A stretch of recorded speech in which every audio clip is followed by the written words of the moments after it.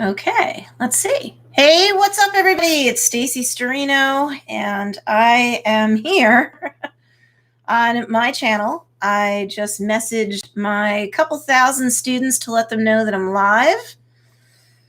And so hopefully they will see this live or at least on the replay because this is late breaking news. And I just figured I have like several groups that I have students in.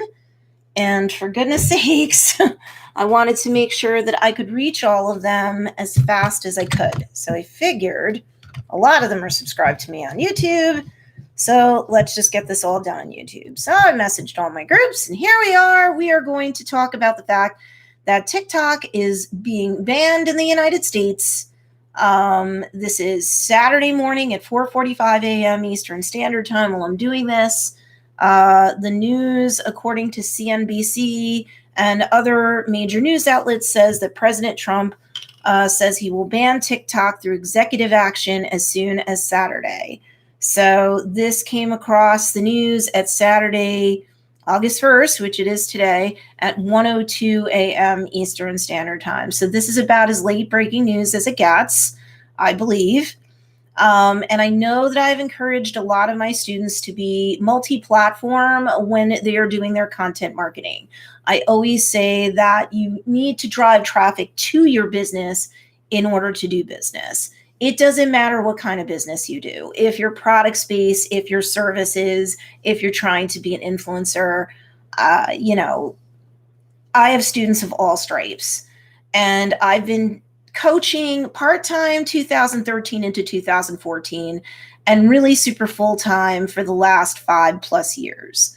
So I know what I'm doing, and that's why I have thousands of students, and that's why I'm doing this late-breaking YouTube live stream / replay, because I know I've encouraged them not to put all their eggs in one basket. A lot of folks, including me, were really excited about TikTok, especially, once it became the #1 app in the whole world to be downloaded, which was only 2+ months ago. So it knocked Instagram off the top of the pedestal. So you figure it's doing great. But then there's all this hubbub about security concerns. Even through now, as I quickly rake through the internet before I went live, I don't see necessarily, at least anything made to the public, that TikTok is 100% for sure involving a security risk. There's no evidence that I'm seeing, at least right now, on the internet from reliable, vetable sources that say that this is a for sure concern. I'm going to guess if President Trump, this is not a political thing. I'm an independent. I think they're all the swamp, quite frankly. But, if this is enough for a president to decide that he's going to do a countrywide ban on it. I know India did it, so it's not a full surprise that other countries might do it also. But since the ban in India, I still haven't seen any sort of the Chinese government is caught with their hand in the cookie jar, right? So it's kind of a little bit distressing. You're not sure if everybody's just jumping the gun, although you'd rather countries protect their people and be proactive and better to ask for forgiveness, right? So they're trying to protect people. President Donald Trump said that he's going to act as soon as Saturday to ban Chinese-owned video app TikTok from the United States. He didn't specify how he was going to do it legally, if he's going to do it through an executive order or through another method such as a formal designation. It's interesting that his comments come through now while Microsoft was in talks to buy TikTok from the majority shareholder, which is the Chinese owner, ByteDance. TikTok does have a U.S. presence.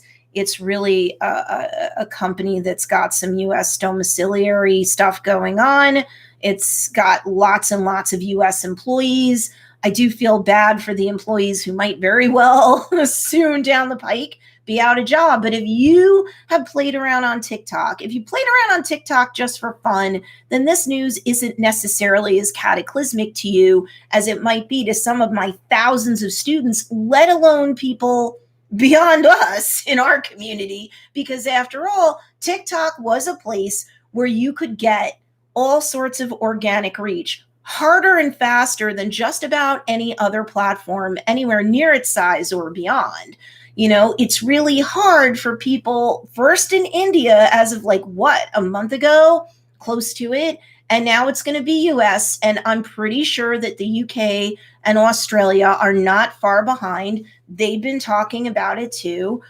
So if you've been just playing around on TikTok for fun, it's a bummer, right? But if you're not playing on TikTok for fun and you've been a creator on it, even if it's just like my students, how I've been teaching them to help to drive traffic to their business so that they could do more business, I often say that that's an important thing to do no matter how many platforms you're on. And I've never told my students to just focus on one platform. So thank God I didn't tell them to just focus all their efforts on TikTok. For the majority of my students, and this might be the same for you, if you're watching this live or on the replay, let me know in the comments section down below. What are, like, say, the top 2 platforms for you? If you're a creator, if you're a business owner using social media for content marketing, what are the top 2 platforms for your niche? They may not necessarily be the same top 2 platforms you would like. Sometimes it is, right? But for a lot of my students, it's more like Instagram and Facebook were the top 2 places they would be.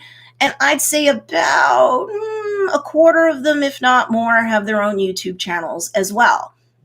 We love YouTube. YouTube's the second largest search engine on planet Earth, topped only by Google. And it's great for a lot of my students who can at least put up a YouTube video once a week at a minimum. If you really want to grow, you should do it 2 to 3 times a week. But a lot of them are just using it as like a video marketing asset so that they have a YouTube presence for those people who are coming to love their brand. And then they may have videos that, show like, they showcase their products, they showcase their services, and those students have been doing well. But the top 2 platforms for them to do social media marketing on in order to drive traffic into their funnels has been Facebook and Instagram. So, pardon me, I just rolled out of bed, saw the news, and jumped on. So I'm a little parched. I don't mean to sip on anybody and be rude. But the bottom line is, for most of my students, they were experimenting with TikTok. I'd say there were about 10 of them that were implementing on TikTok pretty regularly. And of those 10, all 10 were making sales through the messages, through the inboxes, their message inboxes on TikTok. So that was cool for them, but they're more on Facebook and Instagram. But what if you're a content creator, you were starting to do really well on TikTok? It's already been banned in India, but Reels, which is the Instagram functional equivalent of TikTok, has been deployed. It was first in France and Germany, and they were doing testing there. Then when the India ban went through, Instagram went, oh, wait a second, there's a void in the market now. Here's the Instagram version of TikTok called Reels. And from what can be seen right now, Reels in many ways is very duplicative of what TikTok really is. And I do have some students in India. They jumped right on Reels, and one of them grew 500 followers on her Instagram account inside of a month. So it's only been out about a month in India. So I'm gonna guess TikTok scratch that. Instagram had said that Reels is coming out to the United States in early August. They didn't give a hard date. Is it coincidental that I'm not a conspiracy theorist, but let's just say, and you can say what you think down in the comments below, is it coincidental that Instagram for the last week or so has been saying that they were going to deploy Reels in the United States next in early August? And then it's August 1st and Trump bans TikTok? I don't know. But I will say this, as coincidental as that might seem, Instagram didn't guarantee it was going to be August 1st, but they did say they would roll out Reels early August. So I'm sure now that there might be a void as fast as today, I'm pretty sure, I'm going to guess, it's an educated guess, that between today and tomorrow, you're going to, if you're in the United States anyway, see Reels pop up as an option on Instagram. Where are you going to find that? On Instagram. The understanding is if you look at your Instagram profile, for those that have Instagram, if you don't, I would get it super fast, but lots of people do. So usually if you're on your like profile screen, you're going to have your icon picture and your bio. And then under that, you're going to have, you know, your like highlights. If you save any Instagram story content as highlights, that's going to be next. And then right underneath that, but above the rest of your Instagram feed posts, you know, the feed, you would normally see those icons for, you know, for example, IGTV if you use it. If you don't use it, you wouldn't see the IGTV symbol. And then you would see that little symbol of a person. So that's all like your at mentions and stuff. And then you see the grid to return to grid view. So the understanding is that the symbol for Reels, or like the little icon for Reels, will show up once you publish your first Reels. When that's available to you, that's going to show up on that little bar just above your feed. So if you don't save anything as highlights, that won't matter. Then you won't obviously see any little round circles that are the highlights. You're just going to see the grid. You're going to see IGTV if you use it. The first Reels you publish, you'll see that icon, and then you'll see the little person for the at mention. So that's where the Reels symbol is going to go.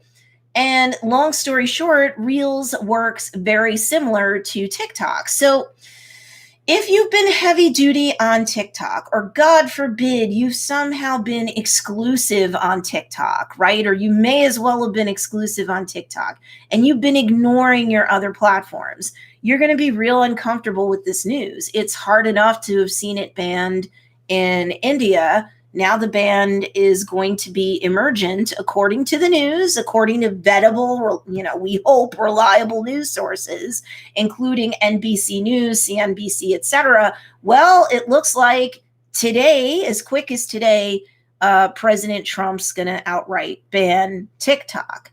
So what do? The first thing I would have you do in the event that you have been using TikTok pretty heavily is I would archive all your stuff. I would download things to camera roll on your phone or your device. I would do everything that I can to save that content as fast as you can go. My understanding is that once the ban goes through, you shouldn't be able to access the app. It's done. So, and again, I have students in India, so I already have seen this play out in India. Let's see, what else do I want to say for the news really quick? And then I'm going to give you more of a plan. This is totally live and everything's fresh and new. Yeah, I know Microsoft's got to be pretty bummed because they were looking to acquire TikTok. Let's see. I just want to make sure I'm not missing anything too big of a deal. Yeah, so they're looking at which way they want to implement the ban, but the ban's going to happen. So, yeah. But this is why I tell everybody the one thing that you want to do when you're a business owner, if you're not just trying to be a straight up influencer, when you're a business owner, you never want to put all of your marketing eggs, your content marketing eggs in one basket. Even if you're a products-based business and you're like, well, I'm not trying to be a life coach. I'm not trying to provide services. I don't have services packages. Why should I have to create content to market in the first place? To me, the only two reasons are why you want to create content on any social media platform. And social media marketing is so important because you need to go where the attention goes. And that's really on social media. There's two reasons why you want to do content marketing. The first is yes, you want to create awareness and increase over time the KLT factor, I call it, the know, like, and trust factor. The more rapport and KLT that you build up with your viewing audience and your followers, subscribers, whatever the platform parlance may be, the better your KLT over time, the better your sales will be. But it's not enough just to create to create awareness on one or more social media platforms of your business, and to get that know, like, and trust from that viewing audience so that they'll subscribe if they haven't subscribed already. That's the first macro conversion that I teach my students they want to have.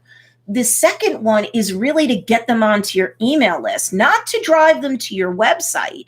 Or if you're a products-based business, let's say your Etsy shop or whatever functional equivalent of Etsy or Shopify you're trying to drive them to. And you would say, but that doesn't make any sense. Don't I want the sales? Of course you do. That's the most important of the three macro conversions. When you're doing social media marketing, the first most important macro conversion is to get people to follow or subscribe or whatever the platform parlance might be. The second one is to get them to opt into your email list. I'll explain why. The third is to make that sale. And as many of my students would tell you, even if in the beginning, and I've been doing this for years, so I would know, many of my students will tell you in the beginning, that seems like weird. They don't want to give up having their, like, say, link in bio on Instagram, for example, or their link in bio on TikTok or anything like that. They don't normally like that being their shop. I mean, they do normally like that being their website or their shop. They don't like turning that into, say, a MailChimp EE Pearl link or an email list opt-in page like link. They don't like that. But here's the thing. You have to capture the leads, because if you're driving traffic to, say, your website or your Etsy shop, that's where you're driving people to. Unfortunately, if they just float away, they're like, look, and something distracts them and they close out their browser, they close out that tab sooner or later, you didn't capture that lead. If you capture the lead by getting them to opt into your email list, say for a coupon good for 20% off their first order from you, or whatever downloadable, like, ethical bribe you're going to have for them to get on your email list. If you're not, say, a products-based service or a products-based business, fine. But you still want to get them to opt into your list so that you've captured that lead. The email that delivers that coupon, let's say, or that discount or that ethical bribe, that's got to also give them the link to your website or the link to your Etsy shop or whatever's applicable. And that's great. But at least you've captured that lead. And at least once a week, you can email them. And hopefully they're still paying attention to you out on whatever social media platforms you're publishing your content on in order to drive traffic to your business to do business. And even your followers and email list subscribers, lots of them will still need to see more content from you so that you remain top of mind with them, so that they remember you exist, so that you continue to increase over time that KLT factor, that know, like, and trust factor with them. And as you do that, they will be more likely to actually redeem that coupon or go through that, opt-in bribe, like a PDF or like a free mini course or whatever it is you do. So these are very important things to do, no matter what platform you would have marketed on, even if that included TikTok. But now that TikTok's been banned in India for at least close to a month, and now that any minute now it's going to be banned in the United States, this has been reported by enough, we hope, ethical, vetable sources like CNBC, NBC, etc. What are you going to do if TikTok was a traffic source for you, and or TikTok was a way that you were increasing brand awareness and you were getting that know, like, and trust factor with your followers, and you were getting all of this incredible reach? And a lot of my students were getting sales in their messages. Hey, what's going on, Couch Potato Monster? So the bottom line is, what do you do? Because that's about to be taken away in the second major company. And you should know that India was the first major countrywide user of the app. America was the second. So with this new ban going through, that's going to be a huge body blow to TikTok, obviously. Where do you think a lot of their big advertisers were coming from in terms of, like, corporate America? It was definitely coming from America. Microsoft is now putting its talks on hold, from what I can see, about buying it. So here's the deal. If you've got content on TikTok that you want to save, it would be now that you would want to save it. And then in addition to that, you want to also be thinking about getting reels. If you're in India watching this live or on the replay, as many of my students are, you're going to want to get to know reels very hard and very fast. As I indicated earlier, one of my students already picked up 500 followers on Instagram just within the last few weeks. And she's attributing a lot of that traffic due to reels. She's very happy she did it, and she's only been posting on reels once a day. She's been following my other advice if you want to really have a healthy Instagram presence and to grow. So that is to do a live stream on, Instagram once a week at a minimum. It's also to post your Instagram story at least 3 times a day. A lot of my followers are entrepreneur parents. They don't have time to do it every hour on the hour. So what they're going to do instead is they're going to do it about once every meal time. So up to 3 times a day, they're going to post to Instagram stories. That helps to keep you top of mind with your Instagram following anyway, because as you may know, on that top shelf, when you first publish an Instagram story, you're very close to the icon in the leftmost corner that will be the actual icon of the user themselves. You show up on their homepage. Over time, as other people publish to their Instagram stories, you're going to get booted across that top tray. And of course, you can scroll to see more creators. Up to 85% of Instagram's audience right now consume stories, and they will consume stories at least 85% of the way through as well. That's a very current statistic. I just did a video on my channel that actually talked about that. I had done a run on TikTok videos and how to market on TikTok, especially if you're a business owner, especially if you're an adult and you don't want to dance around on TikTok, or you're not going to want to dance around on Reels when that comes to your country, right? Word is still out in terms of how much we're going to have available to us in the United States, let's say, in terms of music and sounds. Of course, a lot of times there are all sorts of intellectual property issues and royalty issues that go with music and using music and content. Even for these big apps, they normally have to negotiate stuff before they can just get clearance. So I'm thinking that that's part of the reason why Instagram hasn't implemented Reels in the United States earlier than now. They may have to implement by throwing things up in terms of music and sounds as fast as they can. And you might see flights of additional music being unlocked for personal and or business creator use on Instagram. Oh, hey, Abby Biddy. Stacey, thanks for doing your live at such early hours for you. You're welcome. All right. So hi, everybody. Welcome live and on the replay. Hashtag live, hashtag replay if you wish. That really helps me out. I do care to see what on YouTube fellow creators are showing up when and why. So if you've got any questions for me that aren't silly, you can put those down in the comment section down below. And if I can answer them on the fly, I will. If they're silly, I'm just going to ignore them. And if they require a more thoughtful, complex answer, I'll do the best that I can while I'm live. And then I will circle back around and answer it after the replay is posted.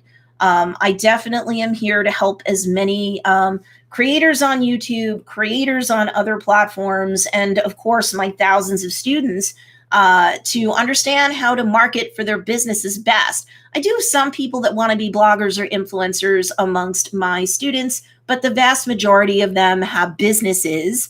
And they're really using content marketing to drive traffic to their business so that they can do more business. Ooh, hi, Juju Treats. That's a really cool name. I like Juju Bees.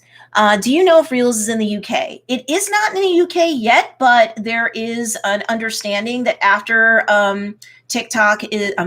after Reels on Instagram is deployed, I'm very sure from what I'm hearing, what I'm understanding, it should be coming up to the UK and to Australia next. That's typically how these things are deployed. So Juju Treats, listen up. If you've got anything on TikTok, I'd pull it off now, even if there's not going to be a ban yet in the UK. However, the UK and Australia have said now for weeks that along with the United States, they're thinking of implementing a ban, just like India did too. So Abby Biddy says, if it's banned, will our content and our accounts be deactivated, or will it still be available for countries that haven't banned it?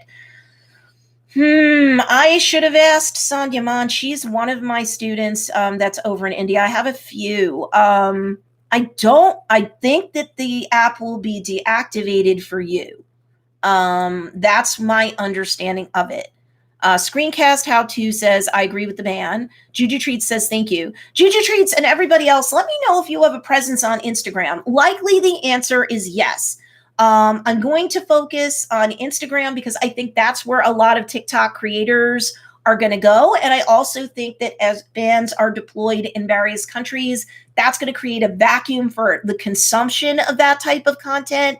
And so that's going to drive more people to Instagram, because even though YouTube's saying that it's coming up with a TikTok-like option, and I'm sure they are, I'm sure that that was in the works, because, you know, if you're a big mature platform out there, TikTok knocking everybody off the top of the heap to become the top most downloaded app in the App Store, that probably freaked them out. And so I'm sure that this has been in the works for Instagram, which is owned by Facebook Inc. So it's a Facebook property. Facebook owns 4 out of the 5 top apps in the App Store. TikTok was the one that it didn't own.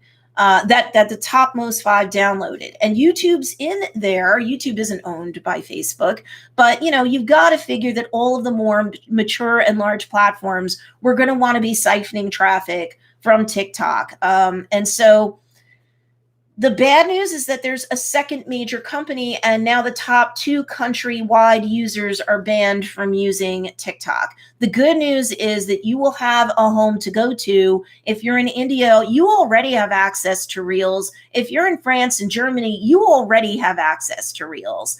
If you're in America, early August was when Instagram said that they were going to roll out Reels. They did not give a hard date. So I don't know if the ban is officially going through today, if that means that Reels will be officially available on Instagram today. But I'm going to bet you that any day now it was going to happen anyway. They didn't say early to mid-August. They said early August. So if you're in the United States and suddenly you don't have access to the app, my educated guess is going to be, from what I've heard from my students in India, you know, you're going to get access to Reels very, very quickly. Now, hold on. Screencast How To. I agree with the ban. And you know what? I don't know enough. I have said I haven't heard anything hard and fast from like Checkpoint in Israel. They're pretty neutral on these things.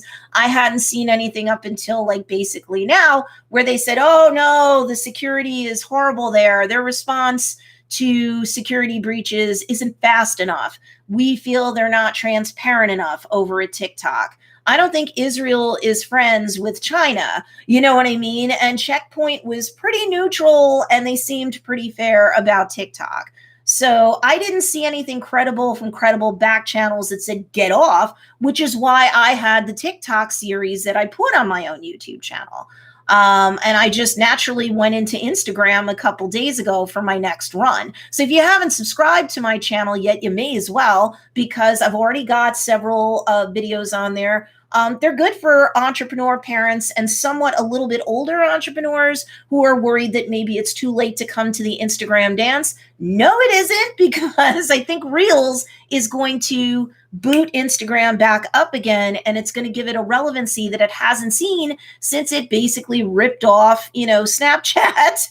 After Facebook Inc.'s bid to buy Snapchat several years ago failed at $1 billion. Snapchat said no, and Facebook went, well, all we really wanted were your contacts. We can knock off your tech. And they proceeded to do it immediately. And that's really how Instagram Stories was born. So whether TikTok would have gotten banned anywhere or not, I would argue that Reels was coming anyway. I think for Instagram/Facebook Inc., this is a happy accident and they are taking advantage of it. And if you were Instagram, you do the same thing too. But now how can I help you guys to make the most of this magic moment in time? Let's see. Screencast says, I bet they would give everyone the option to download their videos. On TikTok, you already can save things to camera roll. So, do that if you can, screen capture anything that you feel like for whatever the reason you can't. At least pull down all of the content that you can. I think for most people who are starting to content market on TikTok, they don't have a bajillion things up. So, if you've got like 100 TikTok videos or less up there, let's not forget there's somewhere around 15 to 60 seconds max.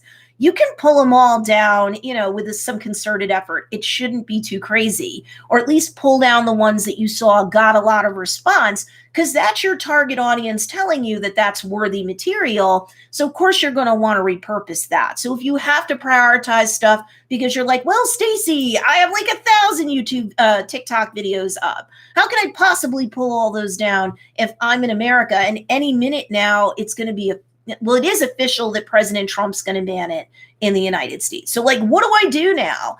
Because by the end of today or probably over the weekend, it's going to get implemented. Right now, they're just looking at the best way to implement the ban. They're not pulling it back. They're just making sure that executive order versus, what did he say? He's looking at an executive order or another method such as a formal designation. Which way is the best way, the most efficacious way for him to do that? But if you got like more than 100 short TikTok videos that you have to sort through to decide what it is that you want to cull from the pile, keep and repurpose on Instagram, maybe through Reels, and also elsewhere, look at the ones that have the best engagement, obviously, and that's how you prioritize. I think they're building a database of location and facial data. Hey, Viva Lingua, what's going on? Jocelyn, #live, thank you. So do you think this will be permanent or temporary, says Jacqueline? What's going on? Wicked Griffin! Oh my goodness. I think it's permanent, but I don't know. That's just speculation, conjecture, and surmise, as we lawyers like to say. I've been a lawyer over 20 years. I'm not giving legal advice on the channel, but that was my former life before I went into business coaching. Just one second. Keep those questions coming. I'm happy to answer them, as long as they're not inappropriate. I realize I'm live on YouTube and I made it public. I did it on purpose. I am trying to help people. If the ban is temporary, whether the ban is temporary or permanent, I think the advice that I would give is the same. I think that if it's permanent, you're obviously never going to be able to go to TikTok. If the ban is lifted because they've done whatever extra special research they need to do, or Microsoft decides to go through with the purchase of TikTok, and now there's no ByteDance ownership of it, and whatever other protocols the governments of the world would like to see, and they reinstitute or they remove the ban and they reinstitute access to the app in, let's say, India and the US, because right now those are the two countries that have gone through with the ban or are going to, once they decide, is it going to be an executive order or a designation. I don't, even if you can go back to TikTok, because let's say they lift the ban down the road, Reels is still freshly implemented in India and any minute now going to be implemented in the United States. And this is per Instagram itself. They said early August. So my advice would still be the same, to jump on Reels really super hard, really super fast, because if you know your niche and you know how to optimize through either keywords, hashtags, or both, the best combination of hashtags to organically draw people to you in search, I'm telling you that this is anytime any platform implements a new feature on its platform, they always give it extra reach, at least for a certain period of time. And then at some point, they start to sunset or kind of dumb down that extra reach. But it's over time. So I think in the United States, for example, for the first week to a month that Reels is available, if you know how to optimize your posts on Instagram well enough, your feed posts, your Instagram stories, your IGTVs, the replays of your lives, which you can now turn into IGTVs because Instagram is pushing IGTV like crazy. And my students know that.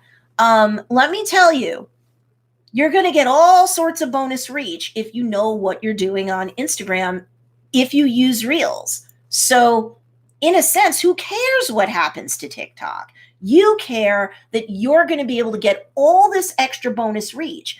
If you are an implementation beast on Instagram, as soon as the Reels feature gets unlocked, if you're in India watching this live or on the replay and you haven't jumped on Reels, you really should. One of my students from India, I should put it like that, she got 500 followers in the last couple weeks, the vast majority of which she attributed to jumping on Reels because I mentioned it to her and she didn't even know that Reels was available in her country. So it had been out for at least a week or so when she first jumped on it.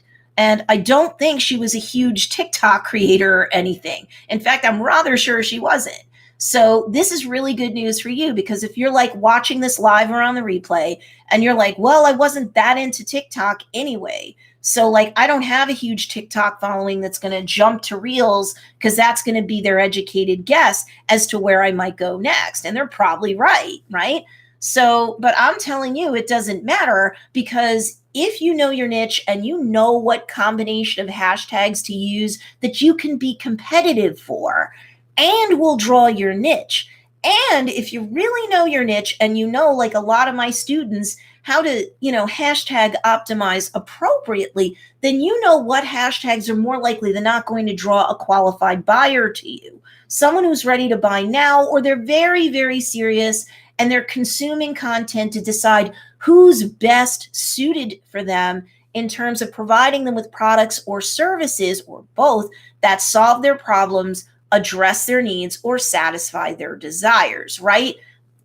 Entrepreneurs are paid to solve problems and to make people happy, right? So if your content does that and you know how to optimize it on Instagram, then you are more likely than not going to draw traffic to your Instagram profile, in this case, through Reels, just like you could have done it with your properly optimized feed post, just like you could have done it by, your IGTV videos, even if they're repurposed lives that you did that your following's going to get pinged on when they're live. But when you go to save it, yes, you can save it on your camera roll. You don't have to save it, but you could save it on your camera roll. Maybe you want to edit your live and put it up to YouTube as a video. You could repurpose your content that way. Maybe you take snippets from the live that you saved to your camera roll. You do up to 15 seconds. You get a whole bunch of Reels at this point, or TikToks if it's not banned in your country yet. Why not? Or you could take that replay and save it fresh as an IGTV video and properly optimize it with a caption, a cover, and hashtags on your way out the door. If you're my student or not watching this live or on the replay, one quick piece of IGTV advice is to create content for it if you haven't. If you've been kind of scattershot about doing it, double down. You're still getting all sorts of bonus reach on Instagram for doing it. And if you optimize well, you're still going to get bonus reach, even for optimizing super well. You need to drive traffic to the top of your funnel so that you can create awareness about your brand from people who are searching for content to educate, entertain, or inspire them in ways having to do with their intersecting interest, meaning the need, the problem, or the desire that they have that would intersect them with a business like yours. You do that, and you're going to harness Instagram like the social media search engine that it really is. And any student of mine who's even haphazardly been applying my principles have been finding results, which cause them to double down more because then they realize, wow, I'm using Instagram as a search engine. Let me just make sure that I'm getting to people who don't have silly stuff. Let's see. Jacqueline says, I predict a lot of teenagers going into therapy. Nah, they're just all going to jump over to Reels because they're more finger on the pulse about this stuff than even a young adult is in their 20s. I mean, these kids have nothing but time, especially in the age of COVID. So they're definitely going to be jumping over and crossing between platforms for sure. Juju Treats, if TikTok hasn't been banned yet in your country, is it wise to keep posting and start pushing Insta accounts? Juju Treats, I hope you're still here. And the answer is yes. If it's not been banned in your country, yes. I'm guessing you're UK based upon your earlier question. That's a really good question. And yes, I would say start driving people to your Instagram account. Most people who opened up a TikTok account, whether they're a consumer, a content creator, or both, also tend, statistically speaking, to have an Instagram account. So this is about as easy of a crossover as you're going to get. Don't just rely on the fact that if suddenly Instagram is banned in your country, like it's already been in India for weeks, like it's going to be as soon as they make the decision, is it going to be an executive order or a designation? That's the only thing right now that's holding the US up. This is happening. It could happen today. The news has said that it can happen today. As soon as it is closed out in your country, yes, a lot of people will jump to Instagram, because that's something that they spend up to 53 minutes a day upon on average. And if you're older and you like Facebook, you spend a separate 53 minutes a day on Facebook as well. So yes, I would definitely start signaling if you can do lives on TikTok. And if you're over 16, you have a business account, and you have 1,000 or more followers, you have unlocked the ability to do a live. So even if you haven't done a live on TikTok yet, I would definitely do what I'm sure a lot of other TikTok creators are doing now, which is jumping on and having a live stream to ping all their followers. And the longer you're on a live stream, the longer any platform algorithm has the ability to continue to successively ping out more followers. So make sure that you're doing a live if you have access to that, Juju Treats and everybody else. Let them know that you have an Instagram account. And even if Reels isn't available as soon as it is in your country, you plan on using it, that you will repurpose a lot of your best content there for folks to enjoy, just in case they too lose access to the app now or later. And that you're going to continue to create a lot of the same type of content that your current following on TikTok knows and loves. And Reels is just going to be, same situation, different location, and that's it. And I don't think that most followers are going to be turned off.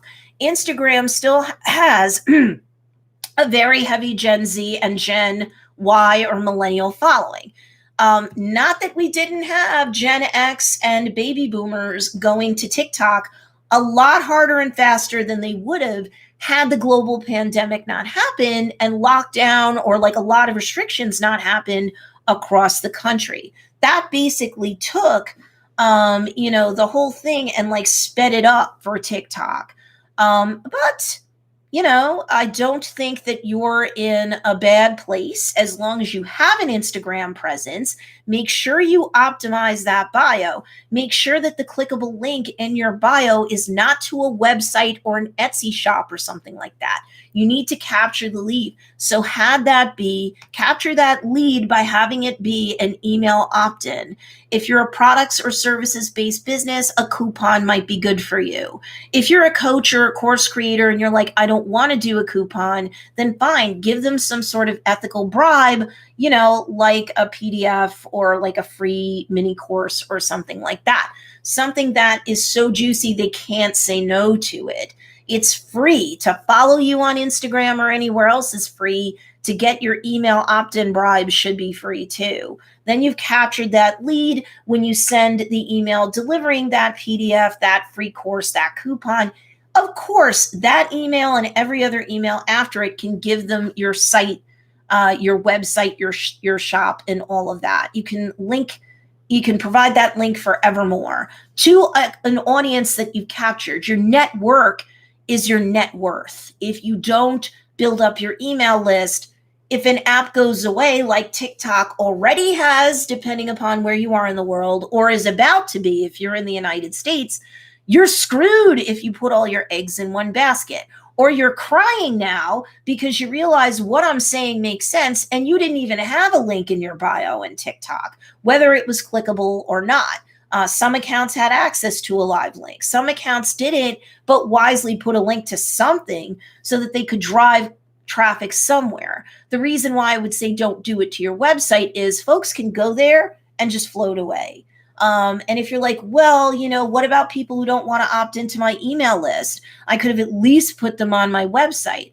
They don't want your coupon. They weren't going to shop you anyway. Capture the leads that were actually likely going to be your qualified buyers. Because guess what, everybody? Up to 75% of your sales come from your email list anyway. All right. Let me answer a couple more questions.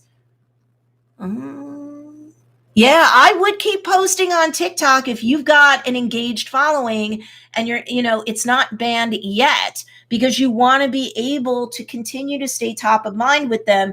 But now have your TikToks, have your live streams, if you have access to it, be able to push traffic to, Instagram. So at least you can continue to entertain them there.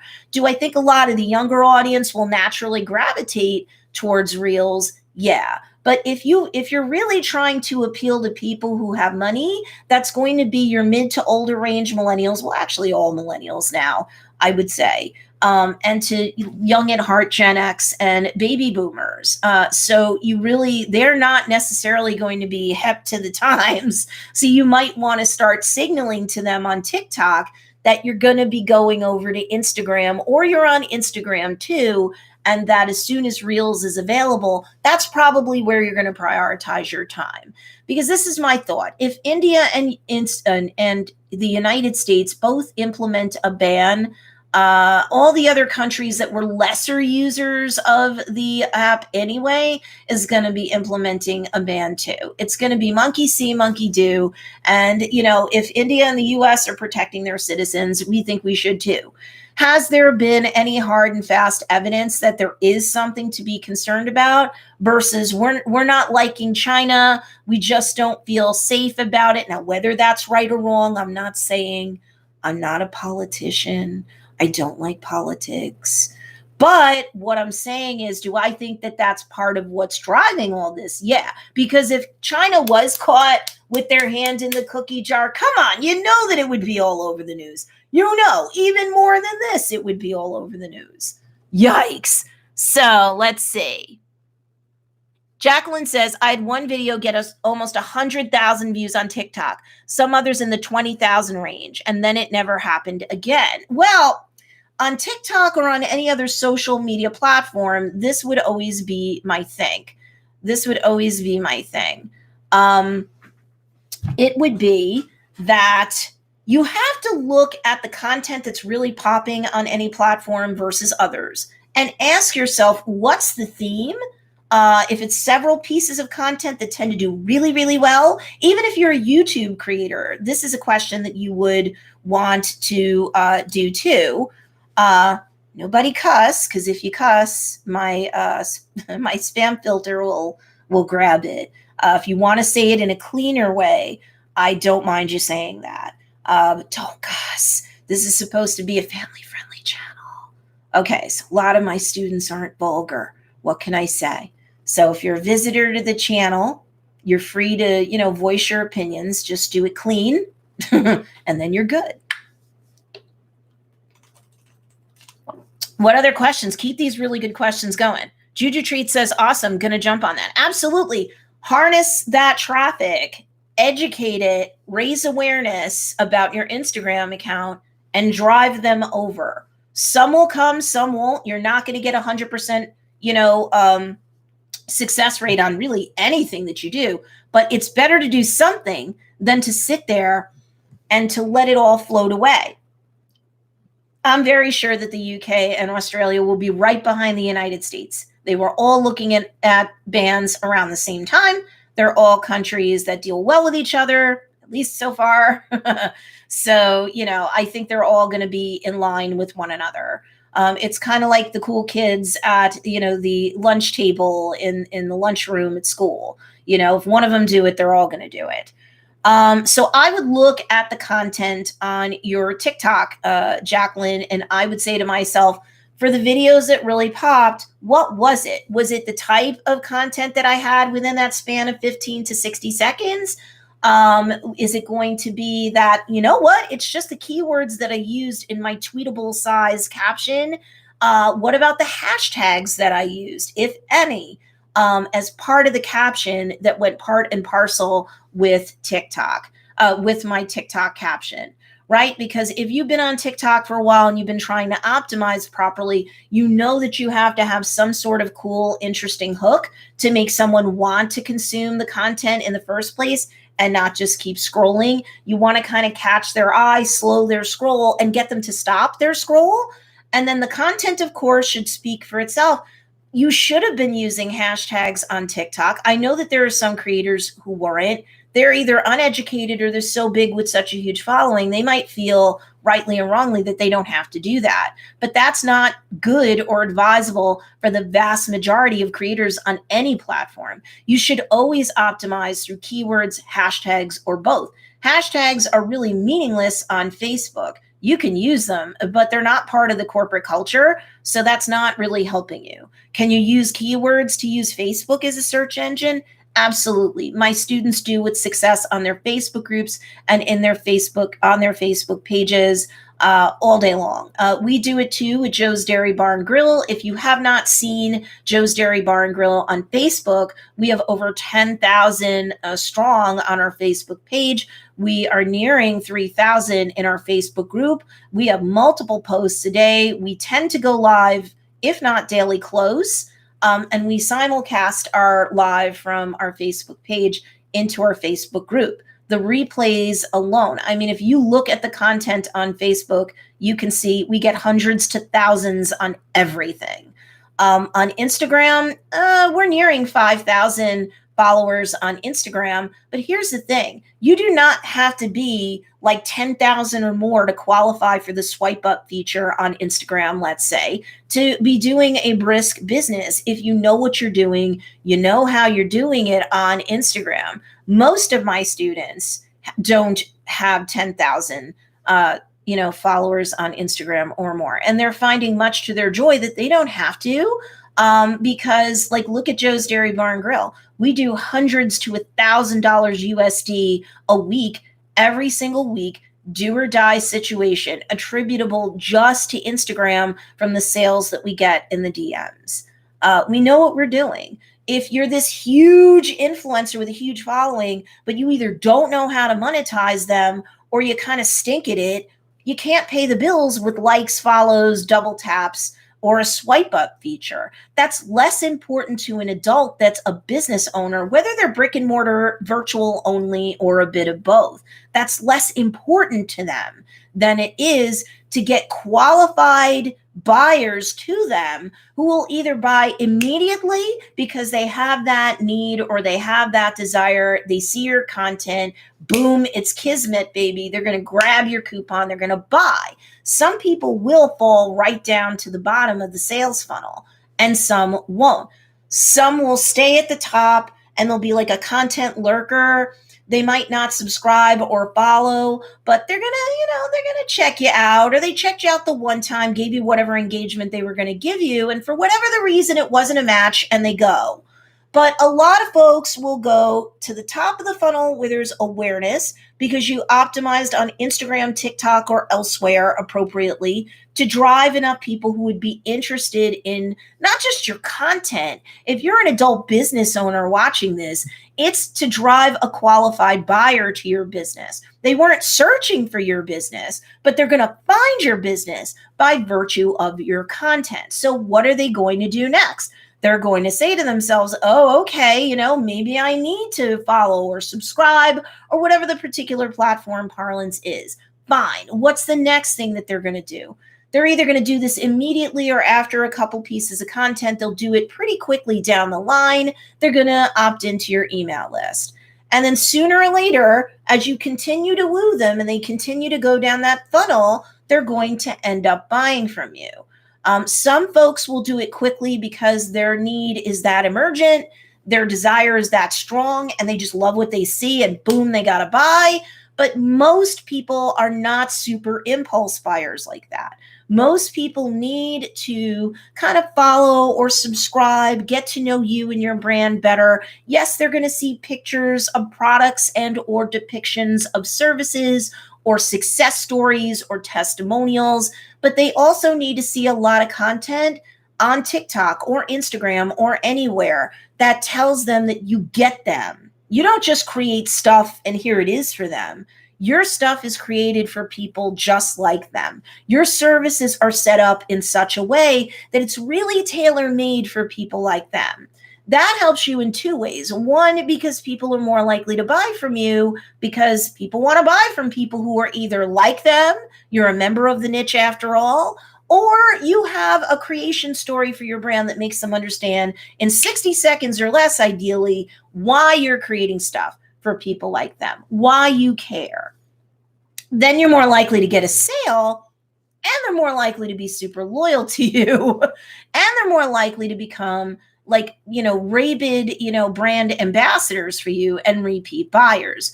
And the most important of the second main things is that they're more likely to spend money on things that are tailor-made for them. People want to spend more money on tailor-made, custom crafted solutions that are just for them. And it doesn't matter if it's products or services, both apply. Jacqueline says, I'm happy for Reels. It was getting to be too much posting to all of these networks, but TikTok was awesome. Yay for Facebook to getting to monopolize again.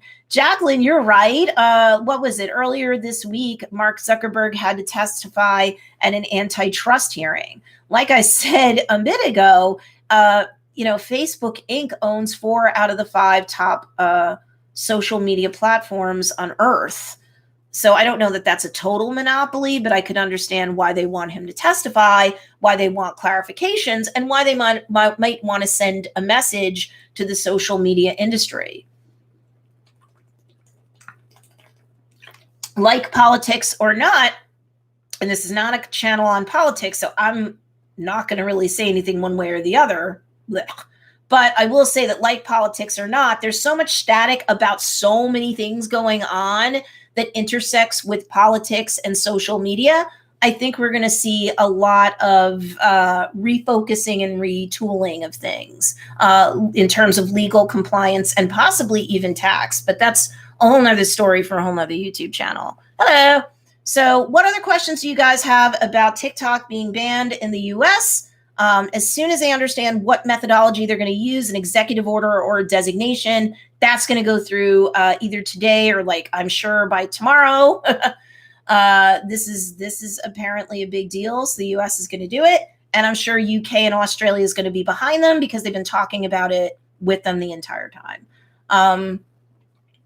So one of the cool kids does it. The other 2 cool kids are going to do it too. And then I'm sure it's going to be banned in New Zealand and other companies. This is going to be, do I think it's going to be a death blow to TikTok? See, I said earlier in this live stream, I'm a lawyer, although I stopped taking new clients at the end of December 2016 because my coaching business was doing so well. And hey, I wanted to be around my family a little more. Go figure. So here's the thing. Do I think it's a death blow? I did a lot of corporate work and then a lot of hardcore litigation that often crossed over into corporate work. My 2 biggest clients were Rockefeller Center for 4 years between 2000 and 2004, and the Arizona Beverage brand between 2013, 14, and into early 15. So I've handled multi-billion-dollar clients on multi-million-dollar matters. Those were not the only 2, but those are the 2 biggest marquee names to mention. So I've done a lot of hardcore stuff, and I can tell you that, is it an automatic death blow that the top 2 countries that had users, the top 2 biggest sources of users, won't have access to the app? You would think. And if TikTok lays down and dies over it, yeah, that could be a death blow. What do I think will happen? There's 2 main ways that I think this could go where TikTok doesn't die. And I think one of them definitely, if not both, involve Microsoft. If Microsoft decides, hey, I'll buy you from ByteDance, TikTok, and at the rate you're going down, you should give me a fire sale. You know, if Microsoft decides that there's not enough there behind the scenes to show that there really is a big worry about China having the hand in the cookie jar, and there's no news running rampant about that. So go figure, right? This is just a concern. It's not an outright provable, vettable problem. And Microsoft's made sufficiently calm about it, they might go through with their purchase of TikTok after all and say, hey, you know, everyone trusts well, maybe not everybody, but, you know, lots of folks trust Microsoft. We're a brand that, you know, is vettable. We're a brand that is a U.S. brand. We have a huge presence in the United States. Nobody's been screaming at us. So now we own TikTok. Now it's safer. Lift your bans. That might happen. That might happen. Or bans are in place. They are not permanent. They can be lifted if there's sufficient evidence that it's safe to do so. So this is where I don't want to discuss politics, but this is why my guess is that the ban will remain permanent. Now, this is just conjecture, but I think it's an educated guess. Do I think that the bans, as they go through, will remain permanent? If Microsoft doesn't make the purchase, yes, I do think so. Because India's kind of pissed at China. There's been some borderline nonsense going on there. So I think India's like, screw you, China. Too bad. We were your biggest country of users anyway. Take that. Because, you know, if you can't hit them in a battle, you can hit them in their pocketbook. I wonder what hurts worse over time. And everybody knows that the US and China aren't singing each other love songs, whether that's, you know, appropriate or inappropriate. I'm not here to talk about that, but I'm here to recognize the 800-pound gorilla in the room and say that, you know, I don't think, the U.S. is going to, painting with a very broad brush, I acknowledge, I don't think the U.S. is going to cry that there's going to be a ban on TikTok, not for political reasons, not for geopolitical reasons, because they're not loving China, whether that's right or whether that's wrong, whether that's appropriate or it's inappropriate. It is not for me to say. But you got to look at the big picture and the 30,000-foot view, especially as an adult, especially as we hope a mature adult who is, if you're one of my thousands of students, a business owner, and you got to do business. So, this is why you never put all your eggs in one basket. I understand what Jacqueline's saying in terms of, man, one less platform for me to have to sweat. My advice for new or relatively new marketers in the world of social media is that you should never put all your eggs in one basket. Take a look at what's going on for more proof. But also, you really should start out on the top 1 to 2 platforms in terms of creating content to drive traffic to your business so you can do more business. You should probably focus on the top 1 to 2 platforms that are most important to your niche. And I would just be doing daily content marketing on those 2 platforms. Can you do a certain amount of repurposing, meaning what you publish to Instagram? Let's just say Instagram and Facebook are your niche's top 2 best places that they go to. And people spend up to around an hour per app per day. So you're getting an opportunity to be part of the 2 hours that folks will spend on Facebook and Instagram combined a day. So do I think that you should be publishing daily on both those platforms? Yes.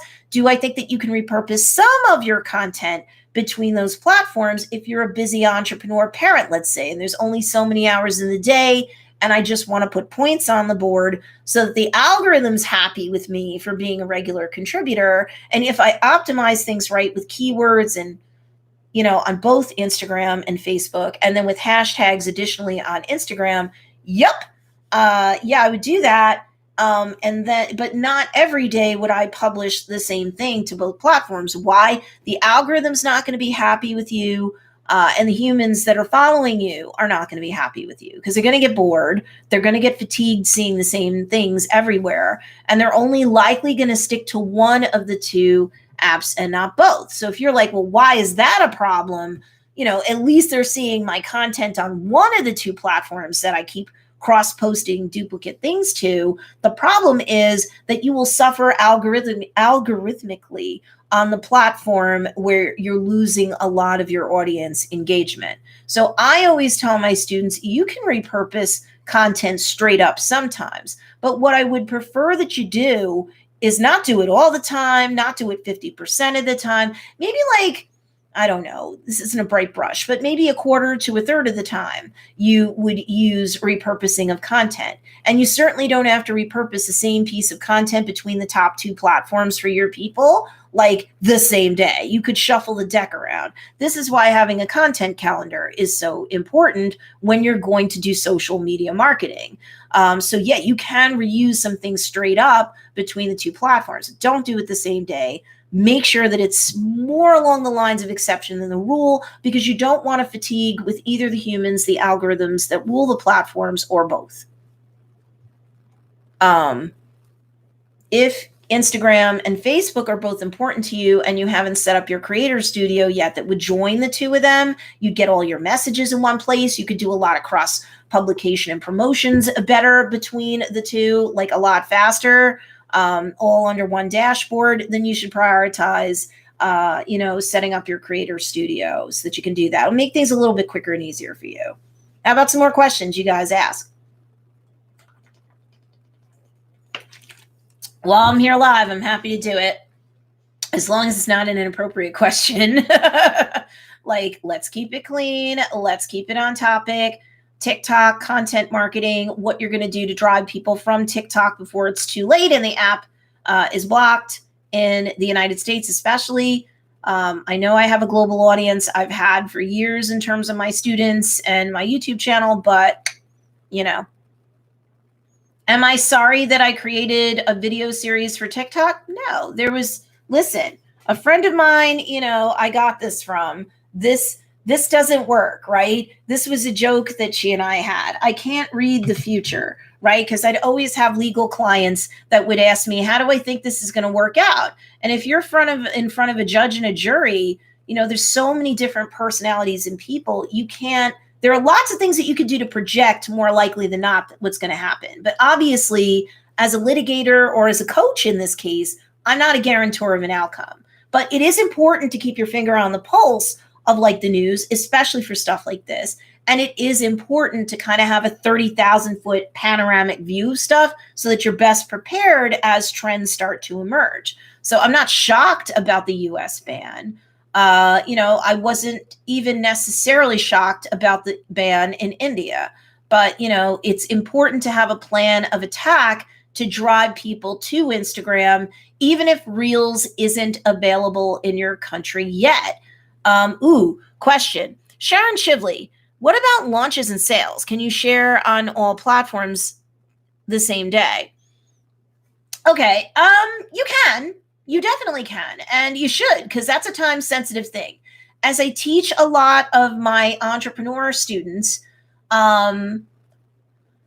it is plenty fine to have a sale going on in connection with your business. No matter what you sell, no matter who you sell it to, are you brick and mortar, are you totally digital, are you a bit of both?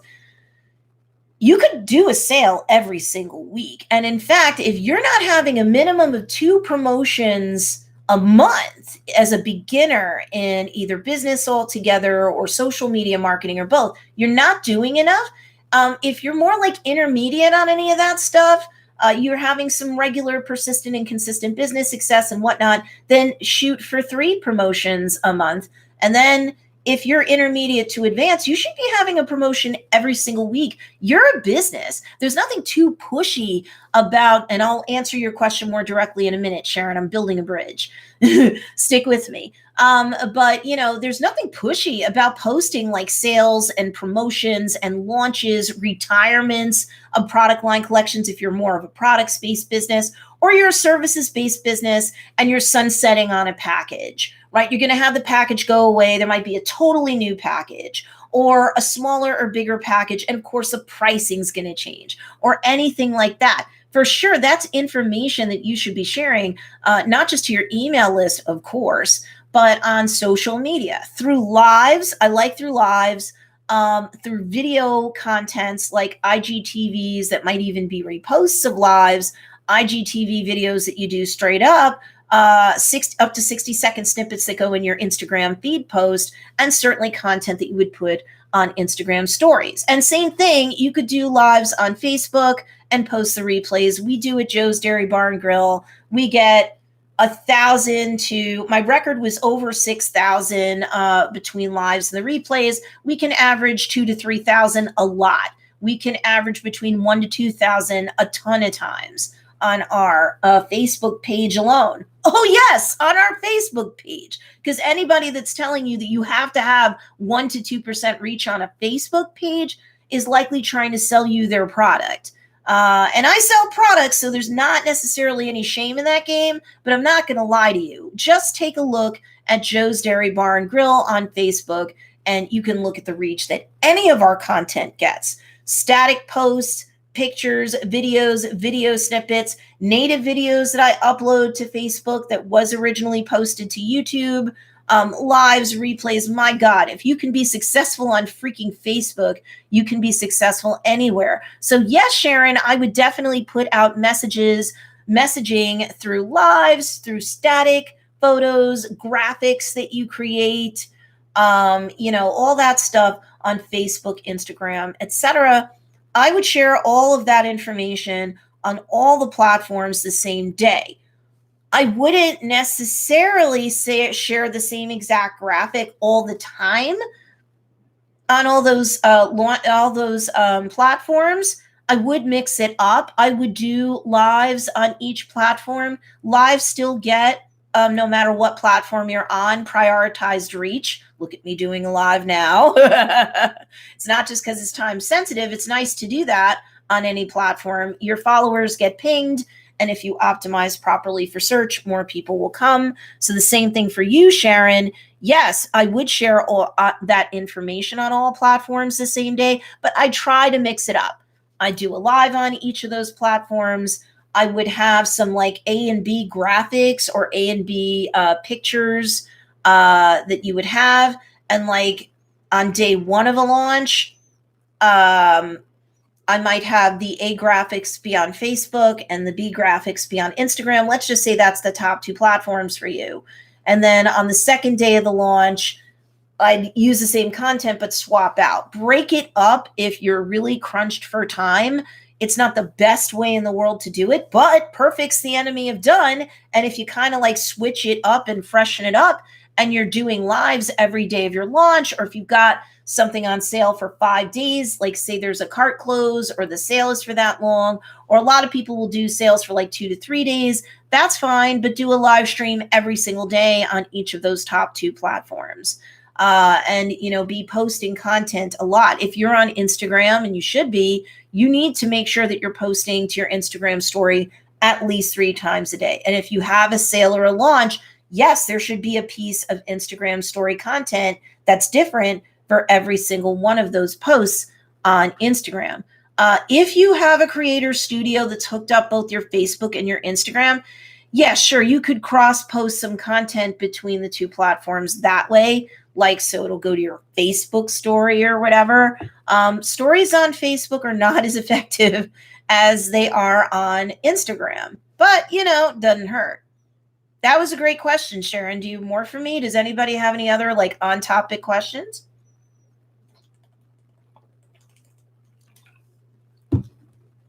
So for those that are just joining us now, TikTok is definitely being banned in the United States.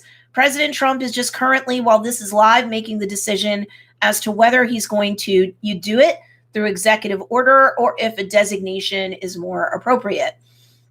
So, as much as anybody might like or not like, he can't just fling stuff out.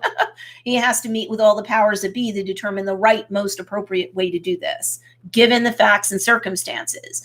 I think that they have the time to be careful because there's no evidence that's out there that like absolutely evil China somehow was stealing stuff. Because if there was, that would be all over the news. That might even be bigger than this piece of news.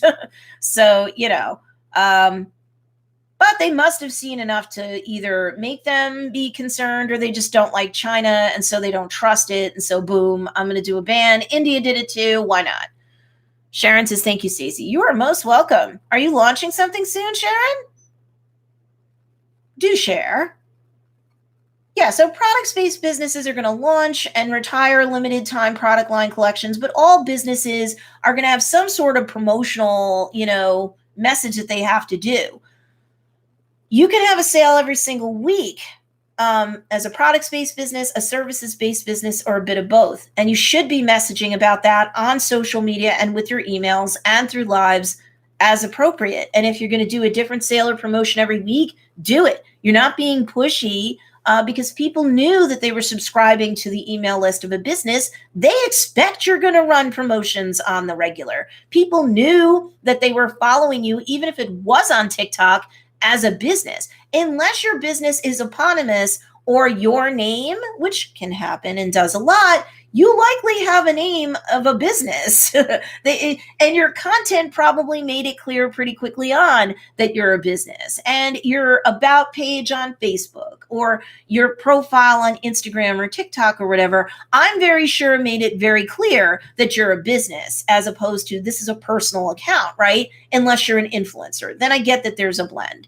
But, people knew that they were following a business, subscribing to a business, subscribing to the email of a business. If you're not running a promotion every single week, that's part of the reason why you're not getting the sales that you want. Products, services based, or both. You're not asking enough. Some promotions, especially as you're newer at this sort of stuff, might be duds, but some of them won't be. You got to ask in order to get. 1 out of 10 people will say yes to anything that is in their best interest that's proposed to them in a proper way, where they can see the benefit to them if they take an action, including, making a purchase. Once you get better at that, you should definitely have on the regular 1 out of 10 convert. That's just probability and statistics. It's nothing personal. It's just math. So if you're not asking enough, as a business owner, that's a lot of the reason why I'm sure you're not making much, if any, sales, or you're not as profitable as you'd like to be, or you're not as profitable persistently and consistently as you'd like to be. The flip side of this, as long as we're talking about social media marketing, and even email marketing and networking and relationship marketing relationship marketing should always be 2 to 3 times the amount of straight up sales related marketing. So Sharon and everybody else, if you're going to put out information about a launch or a retirement or cart open, cart close, sale, promo, limited time coupon or limited time deal, great. But I would put out on your social media platform in and around the same time, 2 to 3 times more social media posts and content that are value adds as well. If you're, and this is true of TikTok, Instagram, Facebook, even Twitter, they love promotional posts there. They're not shy about that. Twitter is a super mature platform. Instagram, they love to see content from business owners as well. It's one of their most favorite pieces of content to consume, which is why Instagram is just a natural thing to want to promote on. However, nobody wants to be sold to and nothing else. So if all your TikTok feed is, or all your Instagram feed is, etc., if all your feed is, or almost all of your feed is just product, sell, cart open, cart close, and you have little to no value add stuff going in there, that's really all relationship marketing. Here's content that's related to what I do, that's related to what you're interested in, that was the intersecting interest that brought you to me in the first place. Here's content that isn't just sale. My stuff comes in green. My stuff's on sale. It's not that. Instead, it's stuff that's going to entertain, educate, or inspire you, or a fusion blend of all of those things.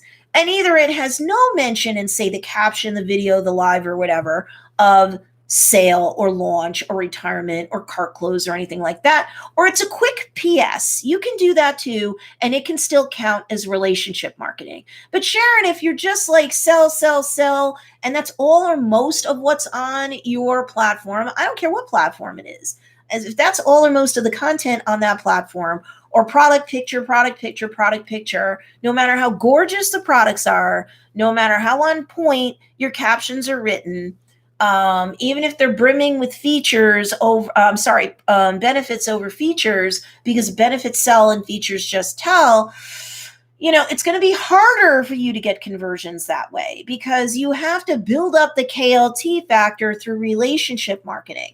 So 2 to 3 times the amount of relationship marketing based posts versus sales posts. So that's why I say my beginners should have 2 promotions a month, because they have to get used to even doing that. A lot of them don't even feel comfortable doing that. So they have to get used to asking more and more often.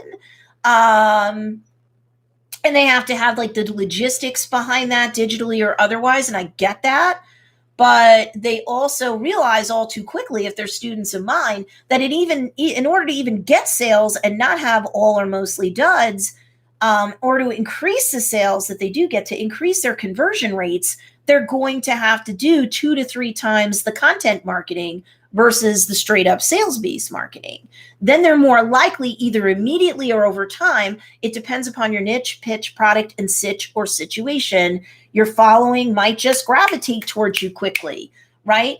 And a lot of them could and should, if you've been attracting a qualified audience, and not just anybody with like these huge keywords you can't possibly compete to get traction with, or you're using hashtags that are so popular, you don't realize if it's got 1 million or more people using a given hashtag, say on Instagram or even TikTok, you're not likely ever going to get seen, because your content's being buried by everyone else using that same hashtag. If you've got a hashtag cloud of 30 posts for IGTV, for, feed posts on Instagram, let's say, all right, if you're running out of hashtags to use at the end of your hashtag cloud, like the last few hashtags you use in that grouping or cloud of hashtags, sure, you could have super huge ranked hashtags in there. I refer to this as a Hail Mary pass. Better to at least have 30 connection points out there on, say, Instagram, for people to find you organically in search, as opposed to like 5, right? But the top, let's see, in feed post and in hashtag clouds that are 30 big for Instagram, feed posts and IGTV posts, yes, the first 3 to 5 hashtags in that cloud, the first 3 to 5 hashtags that you use should be the ones that are most important to you. Instagram's made it clear, if using 30 hashtags wasn't useful, they'd take away that ability and they'd pull up the amount of hashtags that you could use. However, Instagram is, of course, increasingly over time becoming more competitive, which is why the first couple hashtags in a cloud should get a bit more algorithmic reach than the rest of them. It does not mean that you shouldn't use all 30 hashtags. There's no credible evidence directly from Instagram or anywhere else that says don't do that. So I say the more connection points to be found, the more ways to be found in search per piece of content, the better. Let me just have a little bit of a protein shake. I've had no breakfast because I rolled out of bed, I saw the news, said holy moly, and jumped on YouTube to do this live. As I have thousands of students spread across several groups, and I'm like, I'm never going to get to them all in time. Sharon says, BOGO sale in August, retiring group if products end of August, joined a giveaway for end of August, launching new collection early September. Good girl, you're keeping busy, and that's great. Sharon says, can you use lifestyle photos in relationship marketing, like say quotes or sharing recipes? Absolutely. Oh, please do. People love that. People love that. Some people, predominantly women, but some men too, feel funny putting themselves in any of the lifestyle photos, or any of their straight up value ads. Like if what you're selling has everything to do with food and even a certain type of cuisine, sure, you might want to share recipes with your people in blog posts on your website, and of course, as pieces of content on any platform. But you want to be seen in them as the brand leader a lot of the times, because people buy from people that they like, and people buy, especially millennials who have a lot of disposable income. They want to know the business owner. So even if you don't have a brick and mortar location for them to ever meet you in the flesh, right? They still need a way to find you and to kind of get to know you, which is so Sharon, I would like to see you. You may already be doing this, but just for the benefit of anyone else, I'd like to be seeing you in your own lifestyle photos. I'd like to be seeing you occasionally put out a post that's just relationship marketing based that says, hi, I'm the owner and this is my story and why it matters to you, right? Me is dull, dull, dull. People want to know what's in it for them. So yes, you're going to have a creation story for your brand. And yes, you're going to have a story as the brand business owner. I might want to have you do it in like either an elevator pitch or 60 seconds or less, or not too much longer, where you're not just revealing, are you a member of your own niche? That's important to people going, what's in it for me? Because they go, oh, they're one of my kind. So if they're making this for me and they would be likely to be using this, then I'm going to get it because they understand my individual needs, right? Or if you're not a member of your niche, that's not bad. But I would just say, make sure you build a bridge pretty quickly during your lives, in your captions that go with your, feed posts, let's say, on Facebook or Instagram.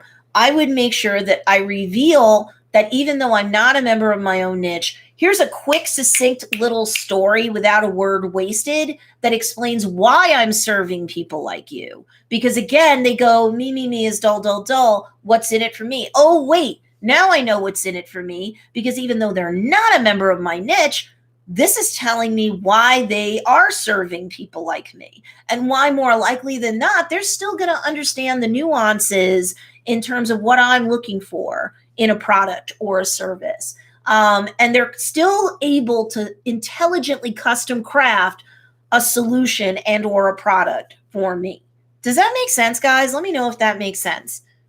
So yeah, I would use lifestyle photos all the time. And in fact, in relationship marketing, whether there's a PS, there's a sale or not in it, I would definitely be doing things like quotes that my niche would care about, not just vanilla bland quotes that, seem like, smarmy. I would instead use quotes that, your people like. And if you're like, I'm not sure what that is, if you create saddles for equestrians, go look up on Google 100 quotes for equestrians. Boom, you've got 100 pieces of content. Don't do it all back to back. Again, this is why a content calendar makes sense. Paper, digital, both, who cares? You want to spread this stuff out and time lapse it, okay? But yeah, now you suddenly have 100 quotes for equestrians or whomever your niche is. 100 tips for equestrians. 100 tips for horseback riding. 100, or however many tips you can get about the care and the maintenance of a saddle if you sell saddles, right? Does this make sense, guys? Is this helping you out? Yes, makes perfect sense. Thank you, Miss Sharon. Who else has a question about the TikTok ban that is going through in the United States as soon as they know whether or not they're going with an executive order or a designation? So it is happening in the US. This isn't clickbait. I don't do that. People can and should report junk like that. That's a waste of time. This is not clickbait. This has been reported by NBC and CNBC, which is why I'm daring to say it. Sorry, I don't mean to sip on you guys, but I've had no breakfast. It's like 6:13 a.m. my time. As soon as I rolled out of bed and checked the news, I basically threw on a 5-minute face of makeup and some clothes. I made a protein shake. I got a drink. This is not sponsored by Starbucks. Please ask questions. That's why I'm here. I've been a coach for many years now. Read the comments. Definitely there's some really intelligent questions there that I answered earlier, so you might need to watch this on the replay. What else we got? I know that some of my students like Jacqueline are relieved because they're like, that was 3 platforms I was creating content for. I'm glad to be going back down to 2. Make sure that you jump on Reels as soon as it becomes available in your country. If you've been creating content for TikTok, it's largely the same creation process for Reels, as we are finding out from people in France, Germany, and India, because they've had access to it in advance of the US. And any minute now, it's going to become available in the United States.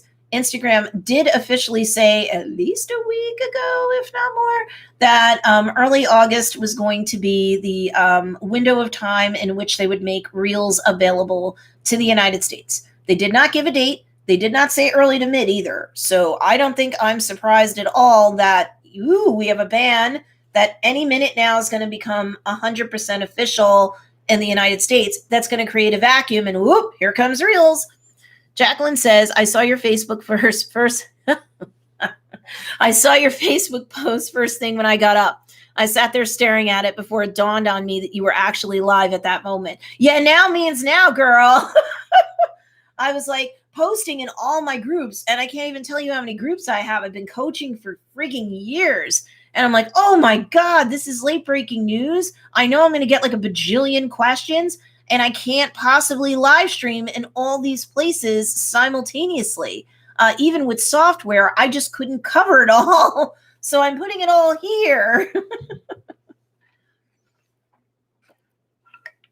I don't mean to be rude. I apologize. I don't try to like sip on my students or anything like that, but I've had no breakfast. So it's going to be like, if I don't, try to get some of my breakfast down and some like orange juice so I don't pass out.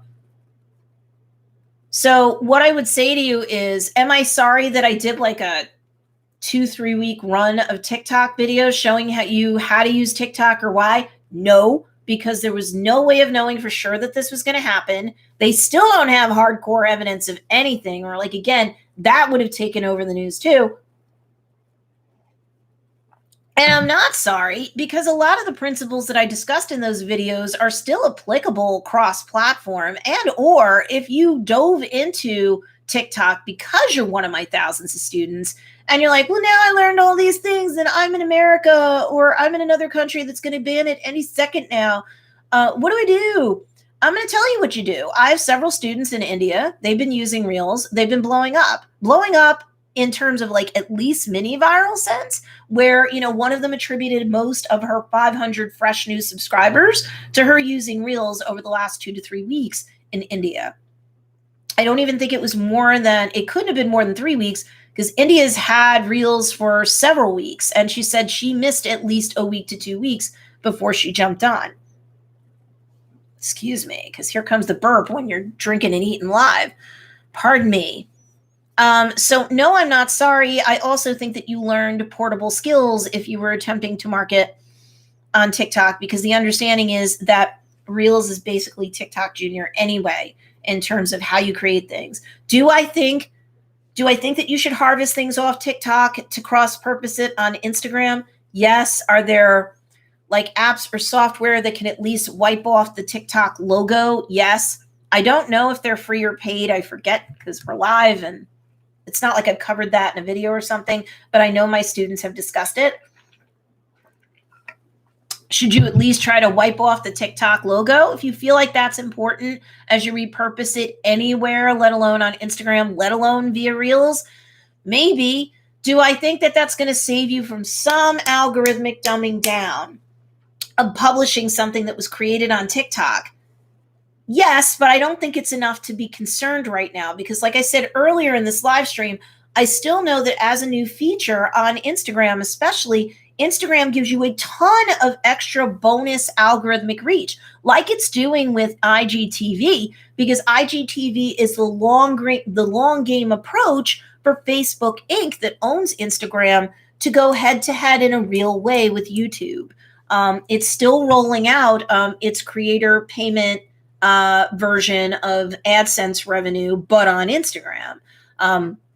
Google AdSense is how you get paid as a creator if you qualify to be in the partner program on YouTube.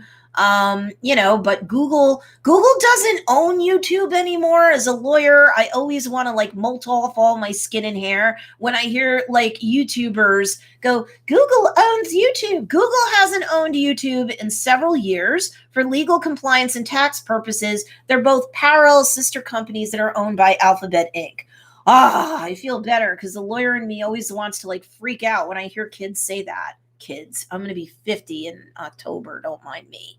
Jacqueline says, I'll download all my TikToks and use them for Reels launch next week. That is definitely a piece of advice I gave earlier. You're wise to do that, Jacqueline. Then you didn't waste your time creating that stuff. Whether or not you remove the logo is up to you. I know Andrew shared in one of the student groups, it might have even been in Socialgram Shortcut, Jacqueline, an app on how to remove it. But if you remove the logo, it's still not going to like fool or trick the algorithm that rules content on Instagram. There's going to be stuff in the source code that shows it where it was made. And if it's not made natively inside of Instagram, then it's going to be reducing the reach. But I think during the first week to month that Reels is available in your country, you're still going to get so much bonus reach. It might cancel out any dumbing down, and that's fine. Sharon asks, when Reels rolls out, will it be added to Compel or Socialgram? I will do a quick discussion of it. She's talking about two different courses of mine. So Socialgram, it's definitely going to be probably its own module. I'm going to have to like really sit with it for a bit, using it for Joe's Dairy Bar and Grill, and then for the Stacey Storino dummy account on Instagram. I'll use it there too. It actually might be smart for me to use it on the Stacey Storino account that I created for purposes of my Socialgram Shortcut course, which is, if you've not gone, let me just share that link. Compel isn't available to the public right now. That was something I did a quick launch at $37 to my students. It is a much shorter course than Socialgram Shortcut. Socialgram Shortcut is a super deep dive. It's like 7 modules with like 6 bonuses that do a deep dive in terms of how to market on Instagram without violating terms of service, to use content marketing to drive people to your business so that you can use your whole Instagram profile to do business on Instagram, whether you use like a shop on Instagram, which I don't love, and I'm going to tell you why in a minute, versus just driving them to your link in bio so that they're on your email list, where 75% at least of your sales are going to come from month to month anyway. So why you wouldn't want to build up your email list is beyond me. My goodness, look, TikTok's going to disappear from the second biggest country user that it has. India was the first, and that ban's already been in place for about a month. If you didn't drive your traffic on TikTok, even if you had 1 million or more followers and you didn't capture any or many of those leads, what a missed opportunity that is for you. And if you're watching this live or on the replay and you're like, holy crap, I made a mistake, I'm pissed. Don't beat yourself up too much. You're either new or relatively new to content marketing, or that was before you found me. And now you can be a whole lot savvier, right? So my advice to you, Sharon, it's definitely going in Socialgram, and I'm definitely going to do a deep dive on it. And it might end up being its own module. Okay, it might. I want to play with it for a while on the dummy account to see how fast I can grow that dummy account that I've just been having sit there, because I created it for module 1 to show you guys how to even start an Instagram account, and then to turn it into a business account, because to use it as personal, you don't unlock the features or the insights on Instagram that you need for so many reasons that go beyond the scope of this live stream. Compel, I'm definitely going to address it in a live stream in Compel as soon as I played with it for at least a week to 2 weeks to be able to say something intelligent about actually using it. Pardonnez-moi. And then I might just, even if it's a PDF in Compel, but a deep dive PDF, something's going to go in Compel, because that's obviously going to affect how you're going to leverage the algorithm on Instagram. Compel is one of my Funnel Fairy Godmother mini courses that I put out. It will go to $97. The sale on it's over to my students. They always get first crack at $37. The course is like 7 to 8 hours. So even at $97, it's a deal all day. And it teaches you how to engage in what I call algorithmic compulsion so that you leverage the algorithm on every main platform on Google and YouTube that are the two top search engines in the world, and on 5 major platforms. Obviously, if TikTok is blocked, that particular part of lesson 1 will be inapplicable. But like I said, I'll put something in its place. I might also discuss LinkedIn or Pinterest to take the place of TikTok. So don't worry about Compel. I'll make good on it. Thank you, Stacey. You are awesome. No, girl, you're awesome. And all my students are awesome because, like I said earlier, even people who are just kind of starting to learn about social media marketing and doing it in a way where you can balance relationship marketing with sales marketing to increase the KLT factor, the know, like, and trust factor with your following, because the higher your KLT will be, the better your sales will be. And I've been doing this hardcore all the way through COVID. A lot of my students were like, should we even sell? And I'm like, are you out of your minds? This is your time. I've had so many people hit the 400% club, meaning their sales went up a minimum of 400% inside 30 days. And do I think that the second wave of the pandemic will be an awful thing? Yes, they are expecting it in the fall when cold and flu season kicks off again. Who the heck even knows what's going to happen globally when that happens? All I know is for those people who are either intelligently content marketing now and capturing leads and selling while they're delivering 2 to 3 times the relationship marketing value to the sales. So you're not coming across as aggressive. But even if you're doing a sales promotion every week, that's to be expected. And it will be found more tasteful when you do your sales promotion every week, when you're serving up value the entire time that you're doing it. Because then it won't feel like it's nothing but sell, sell, sell. If you get wise about this stuff, and the better that you get at this stuff over the rest of the summer into super early fall, I argue that especially on the top 2 platforms that are most important for your niche, you will be sowing seeds that you'll have this huge harvest of additional attention and sales if there's another global lockdown or something close to it, right? Or people just start laying super low on their own because there's not a big widespread vaccine or anything yet. I think you should sell more, not less, just in general. And then COVID is actually the reason to continue to sell more. People are going out less and less. They're ordering stuff and getting it shipped to them more and more. And there's still a huge preference to support local business and or smaller businesses instead of just giving everything to corporate America. Millennials have been huge about that. That has not changed for them. And if your niche or target audience is all or mostly millennial, which it would be, they have a lot of disposable income. And so does Generation X, the ignored generation that I come from. But still, we still have money. We're still in our prime. People are marketing to both of those batches, right?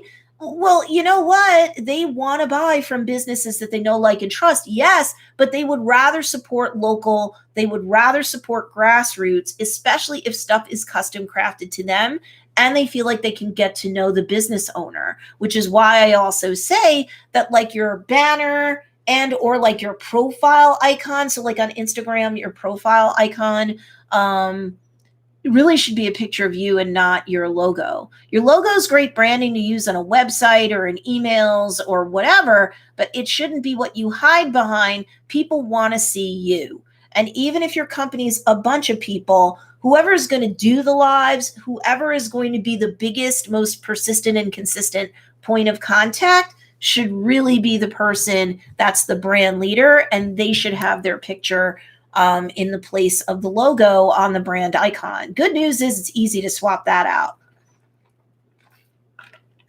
Make sure if it's you that you're against a white or a brightly colored background for good contrast and to make it eye-catching. And that's it. You will actually see even the students who hated it, who are like, I need to lose weight. I'm too old. I don't like it. I don't feel comfortable. They went ahead and did it. And for those that did, they started to see conversions of all kinds immediately. Why? Because you're not hiding behind a logo and people don't feel like you're a bot or you're a creepy person or you're antisocial. They can see your face. Make good eye contact with the camera as well. Because even though you're looking at a piece of like metal and glass, what's coming out on the other side in terms of the picture is you making good eye contact with everyone who comes by your profile to visit and to discover you, right? So people don't like it if you're averting your gaze. People don't like it if it's just a logo. They're like, who the heck owns this thing? Sharon says, I've been posting regularly on Facebook and Instagram for almost a year and sales are much higher this year. Not blowing up, but slow growth as I learn. Good girl. Good girl. And even if you're not a member of the 400% club, I tell you what, many of my students are saying that their second business quarter of 2020 has either outpaced their fourth business quarter from 2019, or it's like super, super close. One lady told me a couple of days ago, Jennifer, I'm sure she's going to watch this live or on the replay. She just missed her Q4 by $1,000, which absolutely was jaw-dropping to her because she wouldn't have normally even tried to market heavy duty during spring into summer. That's not normally when she even gets a lot of her sales, and COVID and record layoffs. But here's the thing, like a lot of people are like, oh, but with the economy globally, just I'm painting with a broad brush here, but like the global economy sucks. So like, how could I be selling harder? Isn't that distasteful? I have news for you. This is not a value judgment. This is just statistics, probability statistics, and math. You have to make money to be in business. If you're a not-for-profit, obviously this doesn't apply to you. If you're doing this for a flight of fancy and you don't care if you're profitable or not, good luck. You must be a trust fund kid or something, but that's fine. But if you're in a business to make money and you are using social media to do content marketing, to drive traffic to your business in order to do more business, then guess what? You absolutely, positively are not marketing to low-income people, no matter what they look like, no matter what their race, color, creed, religion, country of national origin, does not matter. Low-income people lack the funds. They don't lack the desire, and they may be great audience members for you. And your educational, inspirational, and entertainment-based content is wonderful for them. But they don't have the money to buy from you at all, or ever, or much. And neither does middle class. I wouldn't just say middle class America, because we're talking about global economy here. Neither does the middle class in any country. They either can't buy from you every month, or they're just going to scrape, and save up to buy for end of the year holiday gifts, which is fine. You want to serve them too. But where you're looking to make your money as a business owner using content marketing on any platform is to sell to upper middle class, okay, maybe not just exclusively the rich, but upper middle class. There are plenty of them to go around, which is why so many of my students hit the 400% club during the second business quarter of this year, when if they were left to their own devices and we weren't coaching and or they didn't have courses of mine, they would have just convinced themselves, oh, bad time, can't sell, so many layoffs. So many layoffs who, again, painting with a broad brushstroke, weren't likely going to be members of the upper middle class. Yes, I think it hit everybody, but it hit middle class America, or middle class in the countries, or lower middle class, who unfortunately, this is not some sort of condemnation on somebody's value just because of their tax bracket. Their value as a human being is still as priceless as everyone else's value as a human being. But that said, you are really looking to market every single day, and you want your audience who's going to be buying from you to buy from you every single month. Now, some of you, this is easy for you to conceptualize. You sell food, you sell makeup, you sell skincare, you sell spa stuff, you sell soaps, you sell candles, incense, oils, that sort of stuff, where it's consumable goods. They're going to likely have empties or use all or most of their product if they're going to use it at all. And then they're going to need more from you next month, if not sooner. Consumable goods businesses should definitely be selling to upper middle class and above, because those people have the financial capability of buying from you on a regular basis. For everyone else that goes, well, my business isn't selling consumable goods, what do I do? Well, if you're a products-based business, especially people who coach or sell courses or offer any other sort of services packages, you can just create something that resonates really well with your niche and their needs from month to month, and you can sell on the regular too. Okay, it's I do it all the time. I sell smaller offerings in terms of courses, and they're, I come out with one a month and people collect them. And it serves them and they get results. So I don't feel bad and they don't feel bad. But if you're a coach or a course creator and you're like, well, I don't sell consumable goods, so how am I supposed to be selling every single month? That's how I do it. That's how a lot of people do it. And if you're just doing straight up coaching one-on group, just have a monthly group, a monthly fee, and then give them a reason to tune in every month. What are you doing that is month specific? Or what are you focusing on this month that you hadn't focused on the month before? And you can drum up regular business too. For my products-based businesses who are not consumable, how do you manage to sell persistently and consistently? Well, collectibles. You're a collectible good. I know a lot of my students are sick of hearing this example, but there are people who are not my students on this. So I do want to say, I have a lady who was selling Ukrainian Easter eggs, and she's like, well, I sell a lot of them in Easter, and I sell a lot of them, around the last 2 months of the year, because it's like good for the holidays and stuff like that. She goes, but I really want to sell more often. And how can I do that? I'm like, Ukrainian Easter eggs. What do I do? And I'm like, and I'm talking about consumable goods. And she's like, these aren't eggs people eat. What do I do? And I said, you turn them into a collection and you do a new one every single month. And that's what you spotlight and you sell to your repeat customers and or your biggest fans. And enough of them will be like, oh my gosh, it's limited edition. It's only good for this month. I got to buy one of those. And of course, you're not going to do business based on just one collectible good. So she can have something that's good for the season, good for tentpole events, good for holidays. There's plenty of holidays all year long. She could do a Ukrainian Easter egg that's in a birthstone color every single month. So there's limited time collectible goods.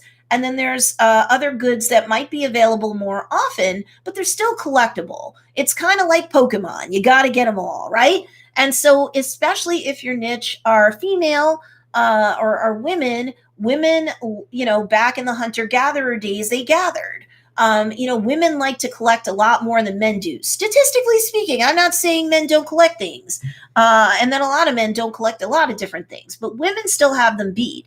So, and it's not just women like to shop, men like to shop too, but women have an innate urge to collect things, whether they can consume it or whether they're putting it in like a curio cabinet or whether they're collecting more stuff to go in their closet.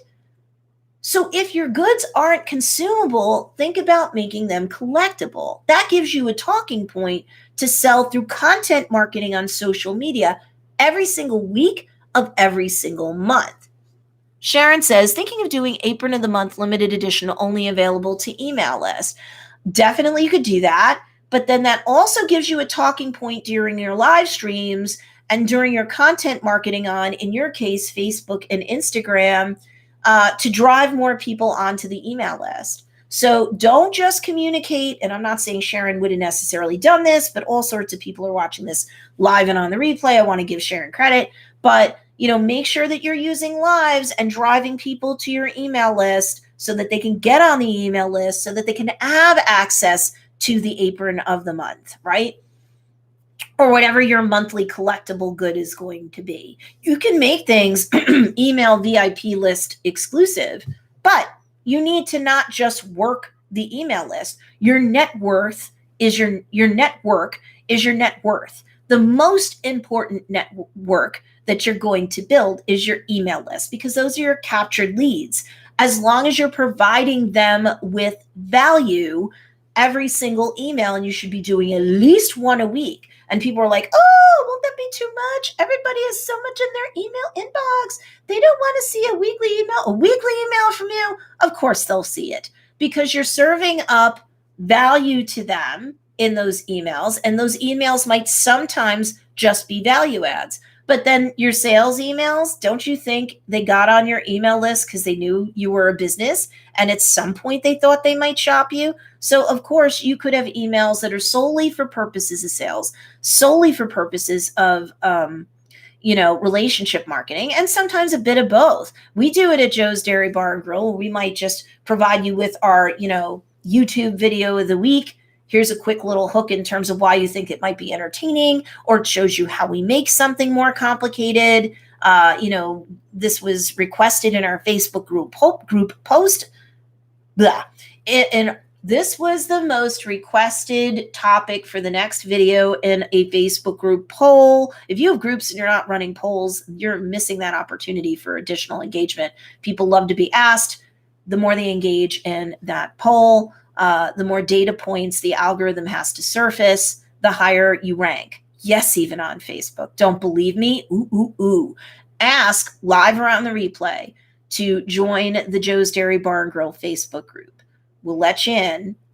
You should see how we welcome you into the group, because we let you know in our welcome post that we do at least one batch of people a day that comes to us, and we have thousands of people in that group. You get to see how we let you know about all the other social media places that we're at.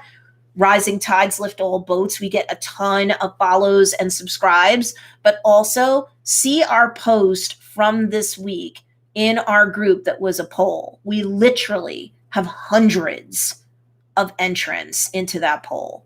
Hundreds of people weighing in on what they want to see for our winter menu. Facebook be loving it, because every day I see more and more people doing it. That post isn't fatiguing. Why does that happen even on Facebook? Because the more interaction that piece of content gets, the more important it must be to that community. So Facebook's going to show it to more members of the group to keep them on the platform longer. So yes, you can manipulate Facebook and make it your servant every single day of the week. We do at Joe's, and just with Facebook alone, same as Instagram. Even though we don't have 100,000 followers on Facebook on our page, it's over 10,000. We're getting closer to 11,000 on our Facebook page. Yes, our Facebook page. Our Facebook group is heading to 3,000. Our email list is thousands upon thousands of people. With e-commerce, open rates around 2% are considered good. We get 16 to 23%.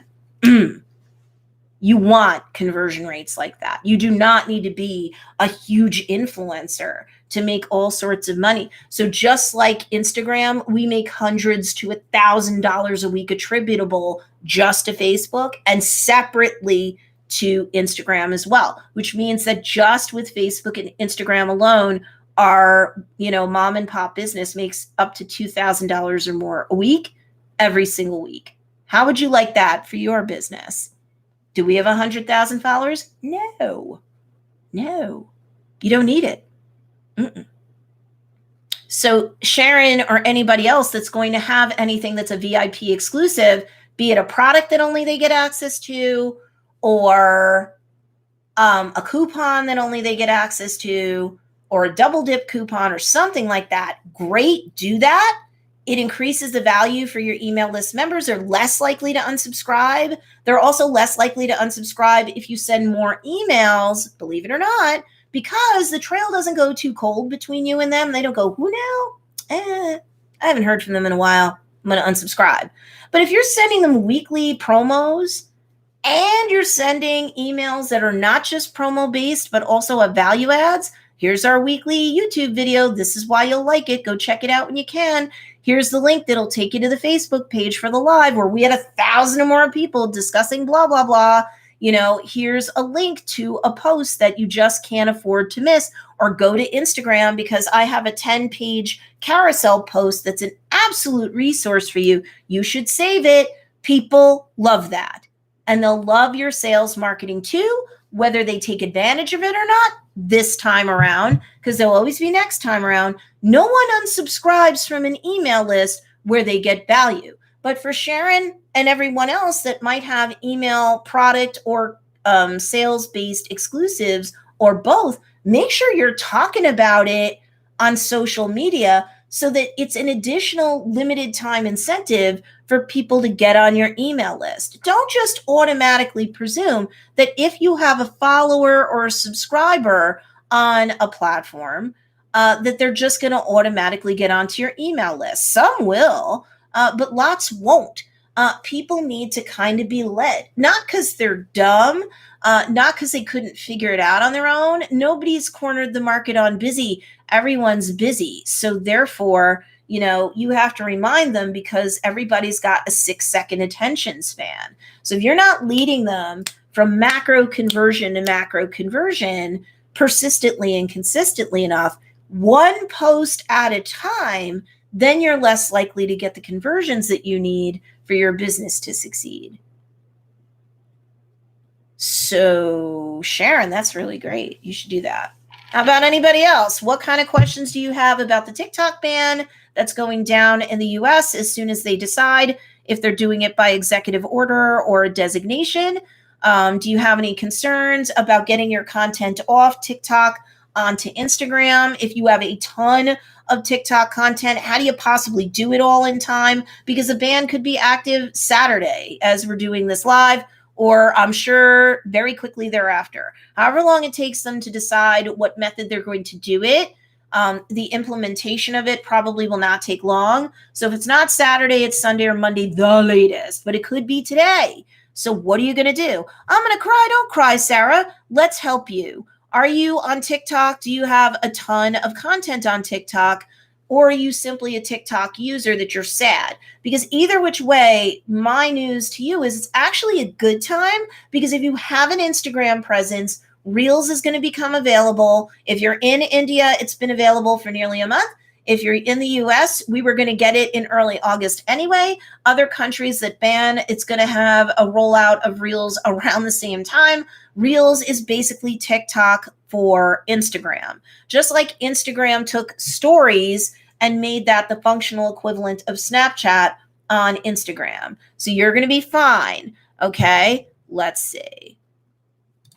So I'm going to hide that. People, I have a filter, so if you're going to be gross, I'm just going to hide it. No one's going to see it. No one's going to see it.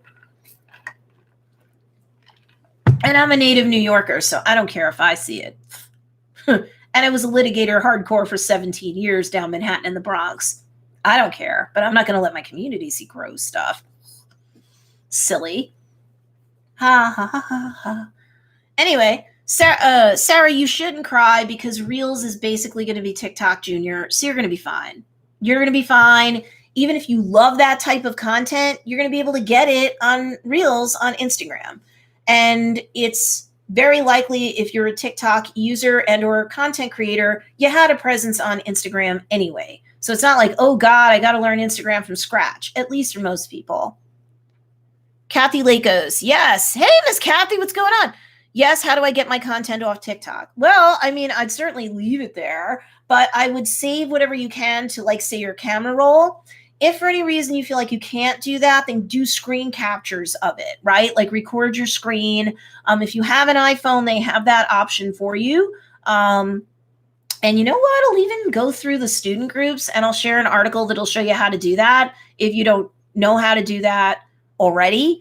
Or if you haven't done that already. So you can screen capture stuff and create 15 to 60 second screen captures That shouldn't overwhelm your phone either. So one way or another, you can call that information or that content off of that platform.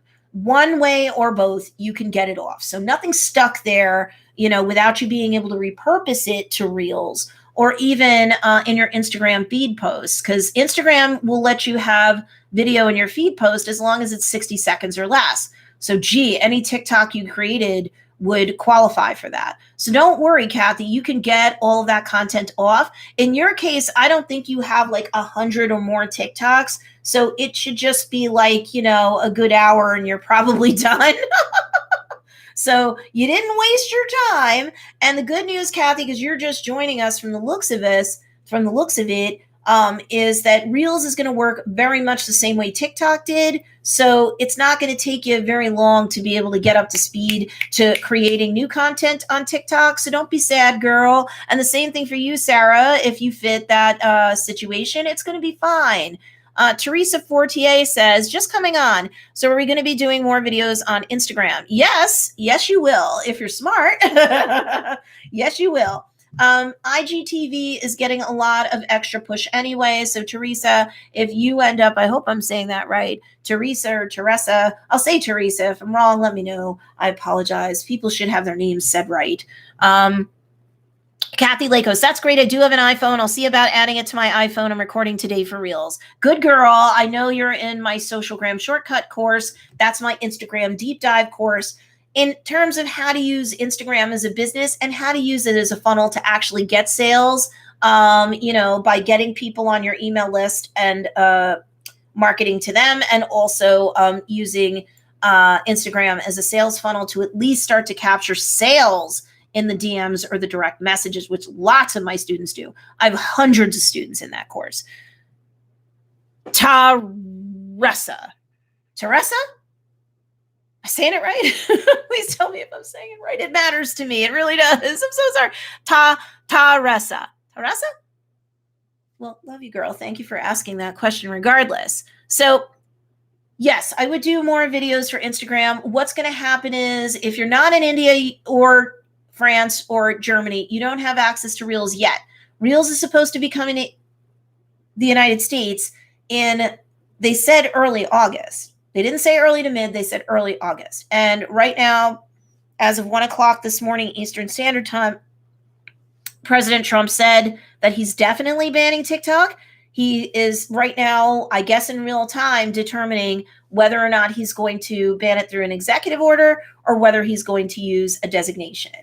This has been covered by legitimate news networks like NBC, CNBC, etc. So that's why I dare to get on YouTube and start talking about this, because this isn't just like some random blogger or some sort of non-vettable crank that's saying this. So I'm going to guess it's true. I'm going to guess that Trump is going to, shut it down. If that's right, if that's wrong, that is beyond the scope of my concerns. My concerns for my students and for my YouTube audience is, what do you do now? If you have a lot of stuff on TikTok, you can cull it off before it's too late. As soon as the ban goes through, one thing I'm rather sure about is that you won't have access to the app. It'll be blocked. You won't be able to access it. So get your stuff off now. That's like, set all your plans aside for Saturday, watching this live or on the replay, and start pulling your stuff down. If you can save it directly to your camera roll, that's the easiest. If you're like, for whatever the reason you can't, screen capture it. If you're an iPhone owner, there is a version that you can pluck out. It shouldn't be automatically there. You do have to add it, but it's part of the things that you can easily add. So you shouldn't have to use like a third-party piece of software or app on your phone. If you're an iPhone user, you can have the ability to screen record. So you can screen record them individually if you can't, for whatever the reason, you don't understand to, or you can't download them. But hurry and get your content off. If you have a ton of content, like more than 100 TikToks, oh my gosh, you made so much. At least prioritize what you're going to pull down to your camera roll, screen record, prioritize by whatever got the most engagement first, because that's telling me that that's the stuff that resonated with your audience the best anyway. So if you have to pick and choose because everything's on fire right now, that's what I would do. But yes, Teresa, video is very important on Instagram. The Reels feature, once it becomes available, as soon as you create your first Reels, you're going to see the icon for that right above the feed content for your Instagram, account or profile. Just like you also would see the grid. IGTV would have a symbol the minute you first create an IGTV video, and that's even repurposing a live to do it. That'll be enough to activate it. And then you have like the little person for all the at mentions and stuff. It will go there in that tray. So that's where it will go. As soon as you create your first Reels, for sure that's going to be there. And so then people who are visiting your account because they're a follower or they find a piece of your content organically in search will go, oh, they have Reels. Boom. So any of the young Gen Z, younger to mid-range Gen Y, they're going to hear about Reels and they're going to go. And so you need to have Reels on Instagram because that's a new feature on Instagram. Instagram's going to give it additional algorithmic reach for the first several weeks. That's pretty much guaranteed. They do that for new stickers. They do that for new GIFs. They do that for new filters in Instagram stories. For sure, they were going to do that anyway because they wanted to knock TikTok off its throne as the currently most downloaded app in the App Store. It had been Instagram for so long. So ban or no ban, I would jump on top of Reels so hard like it's your job, because if you have a business to market for, it is your job to market, and you're going to get a bunch of low-hanging fruit because if you first to the table with a solid, good offering wins every single time. That counts in business. That counts in terms of marketing efforts. That counts in terms of content creation. You win. So you are crazy if you miss out on the opportunity to create in Reels. If you're one of my students or one of my YouTube followers from India, it's already been available for several weeks, maybe not quite a month in India now. You still have time. One of my students started to create content 2 to 3 weeks ago in Reels, and she attributes a lot of her 500 follower growth to that. There was lots of other things that she was doing, and she was gaining 100, 200 followers on Instagram after she took my Socialgram shortcut course. And she's like, and then I saw 500, and I know I'm getting a lot of traction and engagement with my Reels.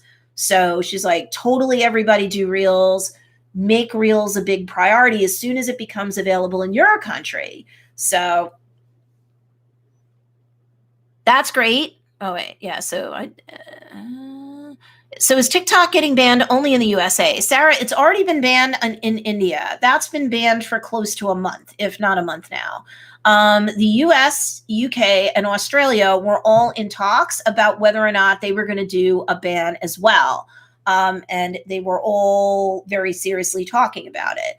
The US is going to put through its ban possibly today. Again, President Trump has to determine with his team whether or not an executive order is the best way to do it, or is he going to use a designation to do it. So as soon as that decision is made, the ban's going to go through. So it's not if he's going to do it. This isn't clickbait. Like, he's definitely going to do it. It's just, and as a lawyer, I get this, like, they have to determine the best legal way and procedural way to do it that fits the current facts and circumstances. That's why such a decision is necessary. That's the only holdup to it. So it is going to go through in the US. Right now, those are the two countries that I know have the ban in place, India, and now it'll be the USA. That's kind of hurtful to TikTok because those were the two countries that used TikTok the most, not just in terms of creators, but in terms of consumers of the content. So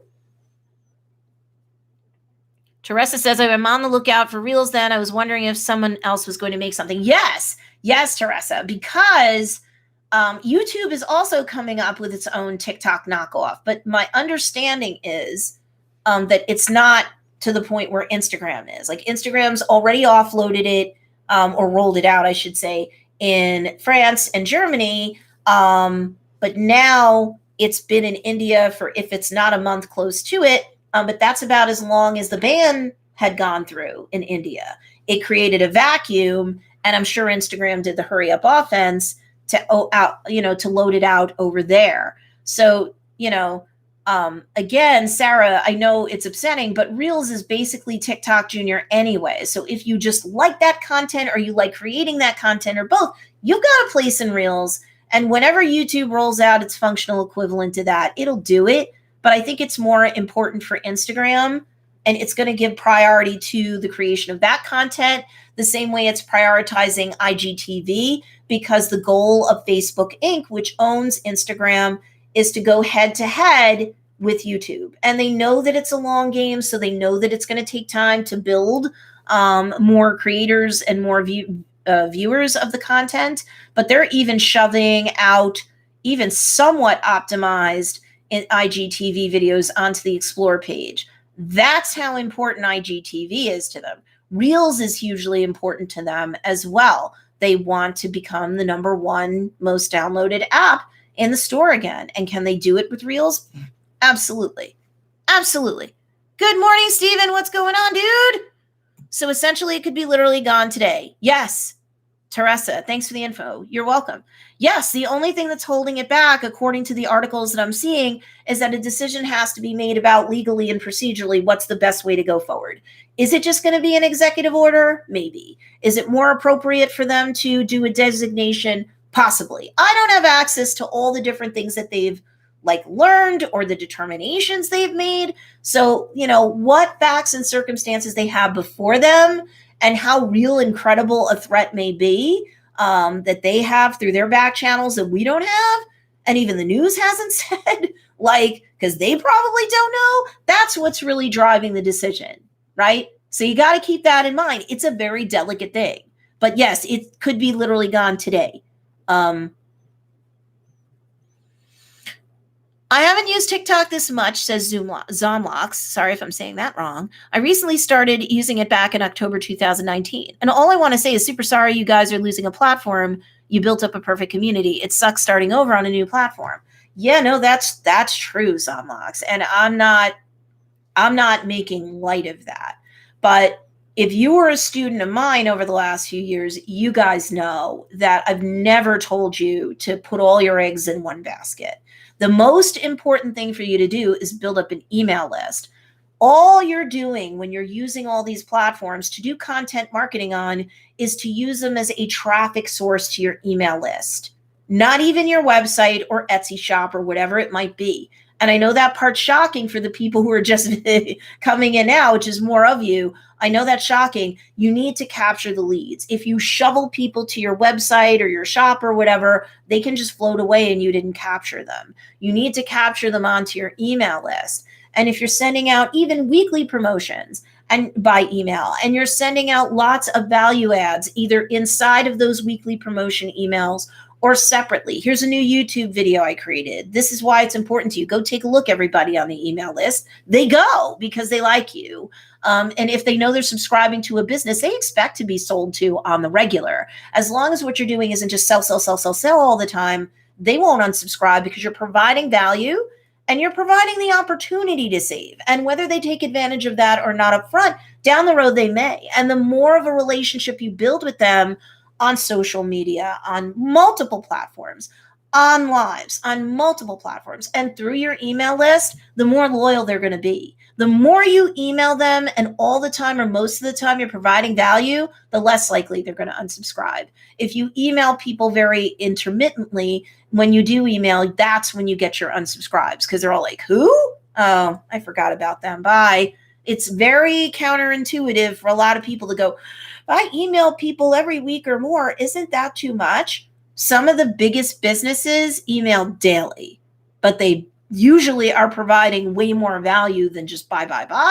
And that's why they don't leak so many people. Your network is your net worth. Your email list is the most important network to build your net worth because 75% of your sales at least are or up to come from your email list alone. So now to go back to what Zomlox said, here's why this is super important. Because if you put all your eggs in just one basket, in this case, TikTok, and now the US is putting through a ban, that's going to hurt, right? And yes, you can draw down your content and save it to your camera roll in a desperate attempt to save a lot of that content so you can repurpose it somewhere else, and you should.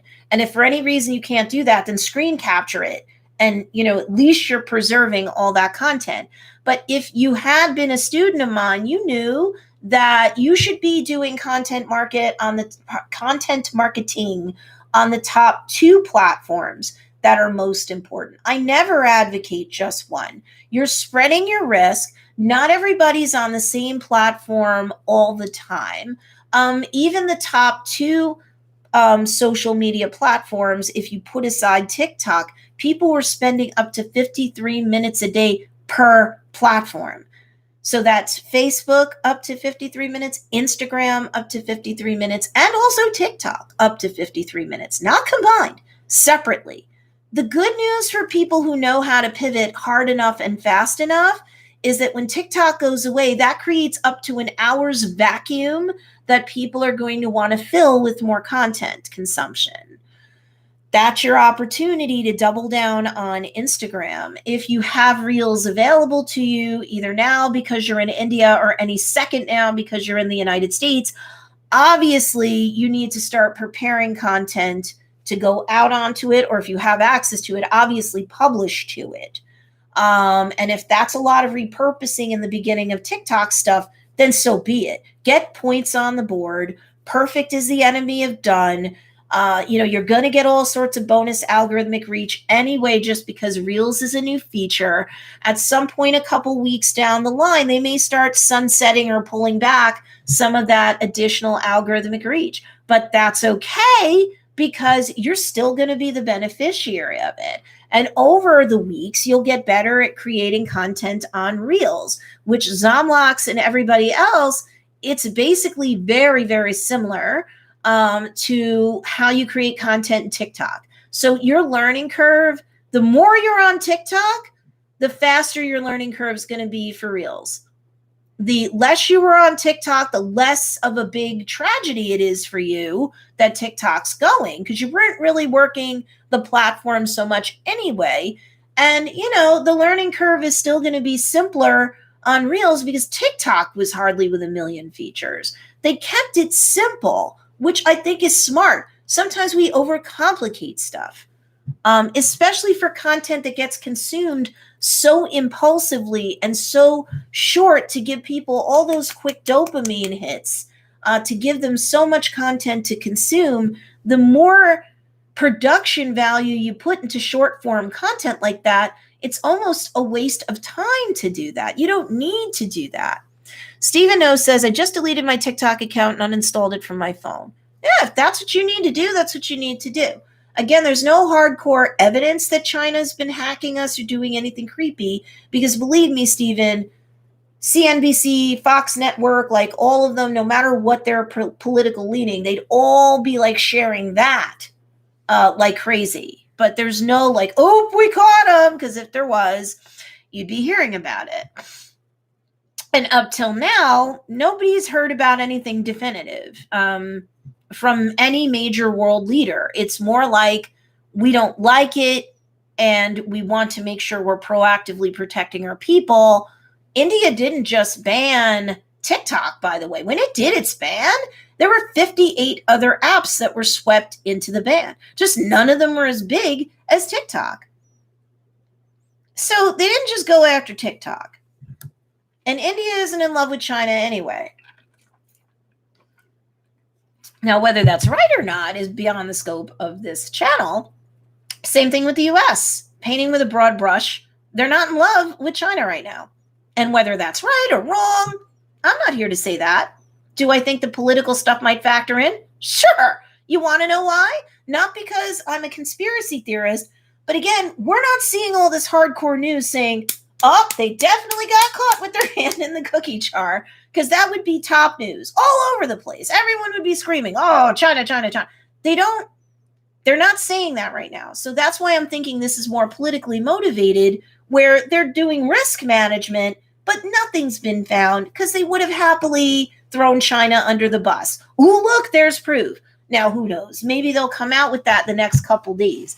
Again, this came from a friend, but I'm not saying it works. I can't see the future, but that's my educated guess, that if they found them red-handed, you would have heard that in the news at the same time that you're hearing that Trump's ban is going to go through. He's just deciding if it's an executive order or a designation. So, if you feel the need to delete and uninstall and delete the app, go right ahead. There's nothing wrong with that. Zomlock says, I need proof if they're stealing my data. Like Google, Facebook can decide to steal our data even if we live in the US. Yeah, well, I mean, look, that brings up, I'm glad you said that, Zomlocks. That brings up a very legitimate point and concern. Anything is hackable. All data is hackable. If you missed what happened to Twitter with all the blue check mark accounts that got swept up in being hacked, I think the hack just focused on the blue check mark people, which is super scary because to this day, nobody knows who the hackers were, anything about them. They have no idea how, with that additional level of security and only a very limited number of people who had the ability to work the code for the blue check marks accounts, right? So those are those verified accounts on Twitter. It seems like only they were hacked, and there were posts put out on their behalf from the hackers that had links in it that had a Bitcoin scam. So people thought they were investing in Bitcoin, and over $250,000 USD was stolen in a very short period of time. That's frigging Twitter, not TikTok. Twitter. Nothing like that is known to have happened on TikTok yet. So go figure. Is there inappropriate content? Pedophilia? Is there, things that are degrading against women or races or colors or creeds or sexual identification or sexual persuasion out there that violates terms of services for various platforms, and they're not catching it hard enough and fast enough? Yeah. Can you be hacked on any of these apps? Yep. There's a statistic out there. I've shared it in my student groups, but I know that every day Facebook gets hacked hundreds and hundreds of times. Same thing with Instagram. So it's not like any app is necessarily safe. There are things that you could do for your profile to make it safer, but any app can be hacked. Any site that you visit on Google can hack you. Bots can hack your website on, the internet.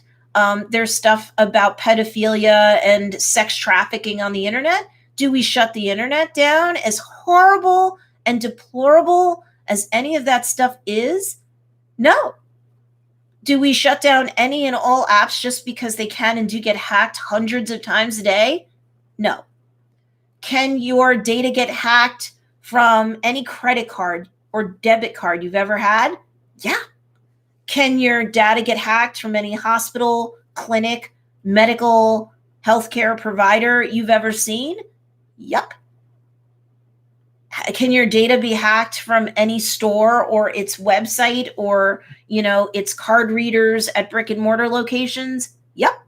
There, but for the grace of God or the universe, or read in whatever you want, go I. Okay. And especially as content marketers on any platform, on any digital platform at all. If we're doing content marketing to drive traffic to our business so we can do business or do more business, we take the risk every single day. Entrepreneurs have to take risks, but they should take calculated risks. So there is a difference. And so as deplorable as a lot of this stuff is, you still need to be content marketing through social media. And you should still have a website on the internet. And you should still have an email capture system, a lead capture system with email opt-ins on your website. And, you have to keep working your business, but never put all your eggs in one basket. Don't just be on one social media platform. I tell even my beginners to get to the top 2 platforms as fast as they can. Even if you're a beginner in terms of business, content marketing, or both, you still need to get away from just doing one source of traffic as you get intermediate, you can do 3 to 4 different sources, content platforms, or digital platforms, I should say. You may at that point have a team or be about ready to hire some sort of independent contractor or employee to help you. By the time you become one of my advanced students, you definitely need employees and or independent contractors. You can't do it by yourself. But no, you shouldn't start doing everything simultaneously either. Top 2, and it's not the top 2 you like, it's the top 2 social media platforms your niche likes. A lot of the times that's the same thing. Just a second, I've been going for over 2 hours, 2.5 hours. Make sure you subscribe to my channel if you're finding any value in what I'm doing. Make sure that you share out this live stream / replay to benefit anybody else that you know that's a content marketer, especially if they're on TikTok. Hey, Miss Donna, Transformational Healing by Donna's here. Deborah Parsley's here. Yeah, we discussed a lot of stuff on this live. Do you guys have any questions, Donna and Deb? How about you guys? Because you're both students of mine. I know I've discussed certain things in the group, but I want to make sure that I'm answering not just student questions, but anybody's questions. I decided to go live in YouTube just because it would be a whole lot faster than trying to daisy chain however many Facebook groups together. Holy crap. And then the whole thing would be very likely to crash. So that's why I'm here. Make sure you subscribe to me. We certainly didn't just talk about TikTok in all my videos. I have several other playlists. One's about branding. One, if you're an entrepreneur mom or an entrepreneur parent, it talks about a lot of the logistical things that you can do to juggle business and personal, whether you're working completely home-based or not. So there's at least 3 playlists that'll help you with logistical things just that way alone. So if you're like, how do I even find the time to do all of this stuff? I definitely have content already on my channel. I have over 100 videos on the channel. Yeah, the last, let's see, I have 2. Today will be my 3rd Instagram video going out on the series. But with the advent of Reels, I knew even if TikTok was fine, I would want to start, talking about Instagram more with people who are already my students and people who, even if you're just going to subscribe to the YouTube channel, you're still going to become a student of mine this way. So very quickly, let me have a little bit more protein shake. Usually I don't want to sip or eat in front of everybody, but I've been going for a couple hours and all I did was roll out of bed, check the news and go, and throw on clothes and makeup and make a protein shake, get a drink, and put more questions down in here. We've been getting a lot of really good questions. There's no such thing as a stupid question as long as you're not trying to be stupid and mean and or gross doing it. But otherwise, if you've got a real question, ask it, because if you're asking the question, even if you're afraid it's basic or it seems silly, but you mean it as a genuine question, statistically speaking, for every 1 person that asks a question, there's 9 more people behind them that had that same question, but for whatever the reason didn't ask. You're not just helping yourself, you're helping how many other people? Well, I very quickly consume a little bit of breakfast here.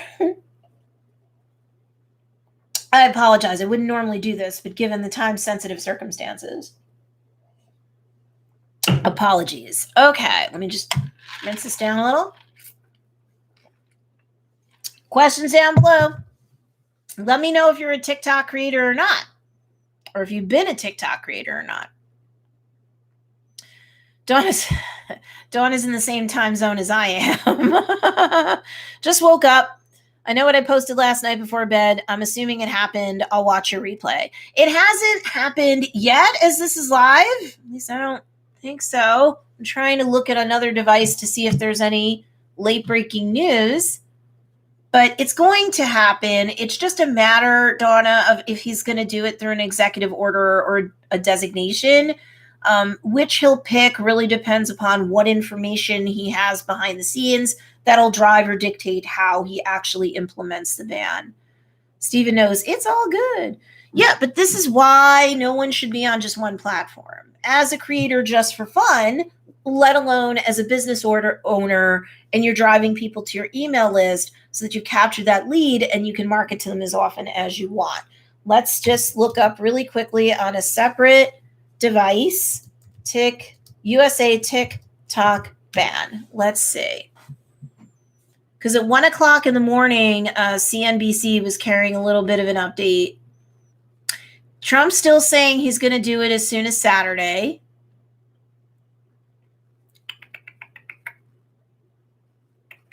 Let me see the latest. Keep asking your questions, guys. I'm here to help during this transitional period. Past hour. Let me see. Past hour.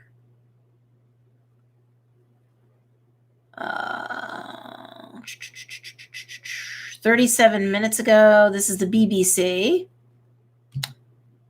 They are saying that it's over security breach potential. So again, I'm not seeing anything even up to 13 minutes ago that's been published by like a vettable entity, which includes the BBC News, okay? Especially for those in the UK. What's up?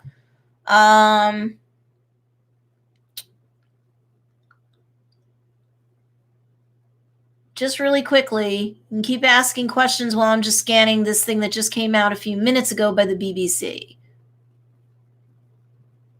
It's saying the BBC article that just came out a few minutes ago says Trump's dislike of TikTok goes further than just privacy concerns. In India, TikTok, and I referred to this earlier, TikTok was banned after a border skirmish with China. It was caught up in a geopolitical feud. And that's what's happening here too. US and China are not necessarily the best of friends right now. TikTok still says that it doesn't keep any data in China and that it wouldn't turn it over to China, that it's a US-based company, but its majority shareholder is ByteDance in China. That does not automatically mean that suddenly this is a Chinese like corporate shell. No, but it doesn't rule it out either. But I'm still not seeing anybody come out with proof that that absolutely happened.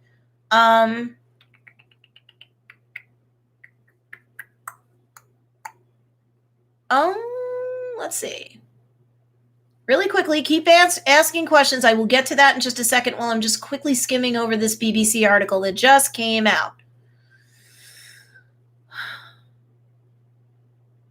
See, so what I'm still seeing coming out, I mean, the ban might not be permanent, especially if Microsoft ends up buying TikTok, which was in the process of coming to be. And of course, they put a pause on it because this is all late breaking. Nobody necessarily has these rampant worries that like Microsoft is going to be evil. So if Microsoft were to purchase TikTok from ByteDance, then maybe the ban isn't permanent because then it's all like as US held as can be.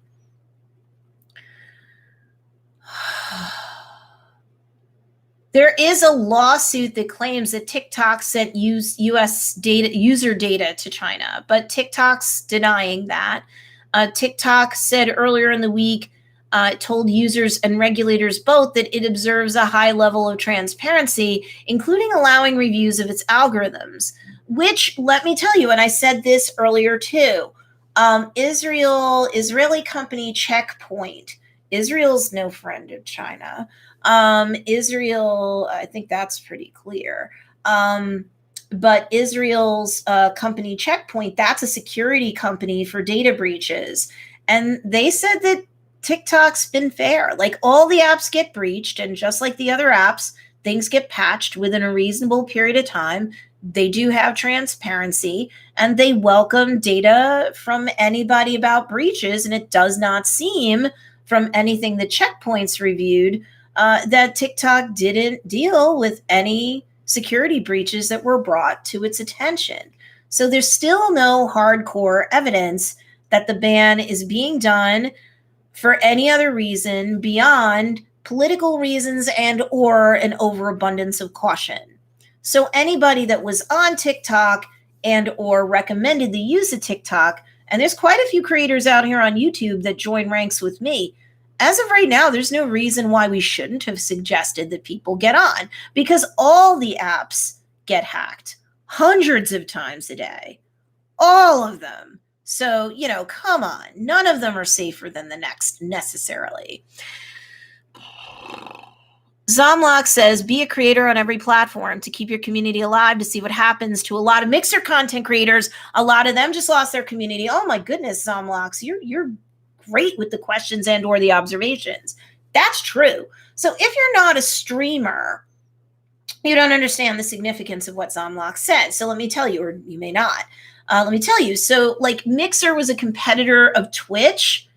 Twitch is owned by Amazon. It wasn't always. Amazon bought it because Amazon, like Facebook Inc., is trying to have a lot of stuff under the hood. It's trying to diversify its holdings. Facebook Inc. tried its own in-house version of streaming that was kind of like wah wah. One of the better competitors of, arguably the better competitors, at least for a time, of Twitch was Mixer. But then Mixer's been having issues that I won't bore everybody with over the last year. They did try to hire away bigger creators that streamed well on YouTube or Twitch or both and said, hey, come and either give exclusivity to the streams that you do on Mixer, or at least give us first look streams, depending upon the creator and the deal, meaning, okay, like you can publish stuff on other platforms, but you do it to us first and you wait whatever contractual period of time that we have you wait. Right. But then, fine. Ninja was huge for being pulled off YouTube / Twitch to go to Mixer. And now, Ninja has egg on his face because Mixer didn't just get shut down. Facebook Inc. purchased Mixer and said, well, our own efforts sucked. So why don't we just get Mixer and breathe new life into it? So how that's going to show up post-purchase, I don't 100% know. I don't know if they just keep Mixer going and give it a logo rebrand, or if they somehow incorporate it in-house more directly under the Facebook umbrella. But Facebook wants to have streaming the same way, the streaming community, the gaming streaming community, the same way Amazon does, which is why it bought Twitch a couple of years ago. That's a dumb question, so I'm not answering that. La la. Yes, Donna. Yep, we said that before. Microsoft was in the process of, closing a deal with TikTok. That's temporarily put on hold per the CNBC article that came out around 1:00 this morning Eastern Standard Time. So, they definitely are, at least right now, putting it on pause. But like I said, the ban might not be permanent if Microsoft actually were to, let's say, go through purchasing and be like the main or sole owner of TikTok. Then that might reduce, once everybody goes through their checks and balances, then, regulators and users would maybe feel safe enough and or be safe enough for India and now US to lift their ban. So I'm not necessarily saying that the ban will be permanent, but right now India and the US are pretty pissed at China. So, maybe they're just like, this whole overabundance of caution is the way to kind of stick it in China's craw and say, oh, haha, now you lose all of the, not just the users. You think that's why they're trying to hurt them? For sure, they're hurting them because there's going to be no ad revenue for them, because India and China were the top two users in terms of like countrywide of the app. And this is not a value judgment over India. Like US consumers, those that are running ads to the US consumers pay more CPM or more money per click or more money per impression or more money per 1,000 views for a US based audience than India, because India might be bigger than us, but we're more frequent consumers than they are for a variety of reasons. This is not a value judgment on anybody, but to lose the top two users where corporate America and other big countries throughout the globe were, spending bank on ads, now they're not going to be. And that's going to hurt, TikTok, which overseas will hurt ByteDance in communist China. Insert commentary down there. So I'm not saying that Microsoft absolutely won't buy TikTok, because if they clear out any sort of Chinese holdings, they could make the argument of viability again. Maybe then the bans would be lifted. Okay. Zomlock says that's 100% true. Thank you. Stephen knows, then again, a lot of our electronics that we use every day, like our phones, TVs, computers, tablets, are made in China, Japan, Korea, and other faraway foreign places. That's a true observation. And I will say, there's where things are made is one thing. That becomes a whole geopolitical sort of discussion that goes beyond the scope of this channel. Doesn't mean it's not a relevant conversation. But what I will say is that, there's concerns that things like Alexa actually spies on us and listens to us. And even some toys that have AI in it can record us. That's actually been out. Go Google it from vetable sources. Several years ago, there was some digital scuttlebutt over, how much do they record?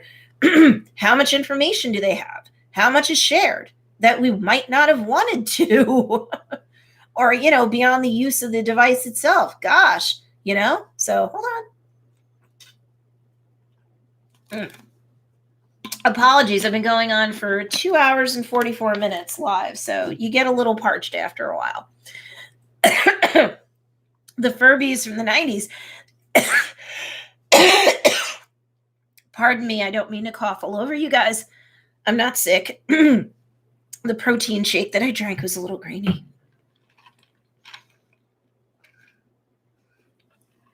I apologize. The Furbies from the 90s. I still have my Furby from the 90s, but the tech wasn't there at that time to do, obviously, Natch, the things that it could do now. And, in terms of like security, your concern is, not necessarily where tangible, fungible goods are created. It's like, does it have AI in there that can spy on you? Or record more stuff about you than maybe you would have liked, or maybe you would have thought. I mean, if you use that, if you use things like 23andMe or any of those gene counting things, you're giving away all sorts of information that, yeah, you learn a bunch of stuff about yourself, and that's cool. But then the company keeps that information too, for whatever purposes it wants, including but not limited to selling it as data to medical companies who can use it for probabilities and statistics and to create, new products, blah, blah, blah. Is it a good thing? Is it a bad thing? It's up to you to decide. I'm not telling you how to decide. So, Mixer, when it was shut down, automatically shut down all the creators with it. But then again, Facebook bought it to use it and or to leverage it. So those people will find a home under the Facebook Inc. umbrella, which is what they wanted all the time. Facebook's like, we don't want to just be old book on the internet. We don't just want to be a bunch of fuddy-duddies, digital fuddy-duddies. That's why they bought Instagram, a decade or so ago? And that's why they tried to buy Snapchat. And when they couldn't, they said, okay, screw you. Here comes Instagram stories. We didn't need your tech. We just wanted to have your following, and we wanted to do it quick. But if we can't do it quick, we'll just siphon off you in big waves, which arguably they've done. Snapchat is not the darling that it once was. And Instagram continued to grow in popularity and remained the most, downloaded app in the App Store until TikTok kicked it off about 2 months ago. So, is Instagram cheering? Is Facebook Inc. cheering about the ban? Sure, because it creates another big vacuum, and they're timing stuff out to roll out in early August, not even early to mid-August in the US. I'm very sure UK and Australia will do the ban right behind the US. And I'm very sure, what a coincidence, that Reel should be available pretty quickly in those countries as well. My goodness, sorry. When you're live, things happen. What can I say? So does anyone have any concerns about content marketing in the wake of the ban, repurposing your content? I will say this, TikTok versus Reels, it's almost the same thing. It's very similar in terms of how you create content. The only difference that I'm seeing right now, just from studying the other channels that I can, the other sources that I can, is that it's up to 15 seconds. You don't have the ability like you currently do on TikTok to toggle and go to up to 60 seconds. That's just a toggle, and then you can go as long or as short as you want, as long as it's more than a couple of seconds, and up to 60 seconds. So a lot of my students are like, okay, so my only concern is how can I say what I need to say? It's one thing to do it in a minute. How do I do it in 15 seconds? That's so much harder. And I acknowledge that it is. But you are capable of brevity of communication to make the point that you need to make in 15 seconds. How do I know this? Because a lot of commercials can be, depending upon where they're run, on podcasts, on radio, on, streaming, whatever, regular traditional, TV, you can get super short commercials. That's just like a quick burst and that's it. And they can be very, very effective, which is why businesses still engage in these marketing practices. You don't necessarily need a minute. 15 seconds is super short. So if you're like, okay, but I don't even get 45 seconds or 30, I get 15 on Reels. Now what do I do? For those of us who remember Vine, which I loved Vine, and I started to be a content creator on Vine, and then they shut down Vine, which was upsetting to me, but not devastating because I still had a presence elsewhere. See why you don't put all your eggs in one basket. But if you don't remember Vine, the reason why I say that Vine still, lots of creators did stuff on it. Lots of big companies started to market on it, including like, what were the top two? They were both home-based. So Lowe's and Home Depot.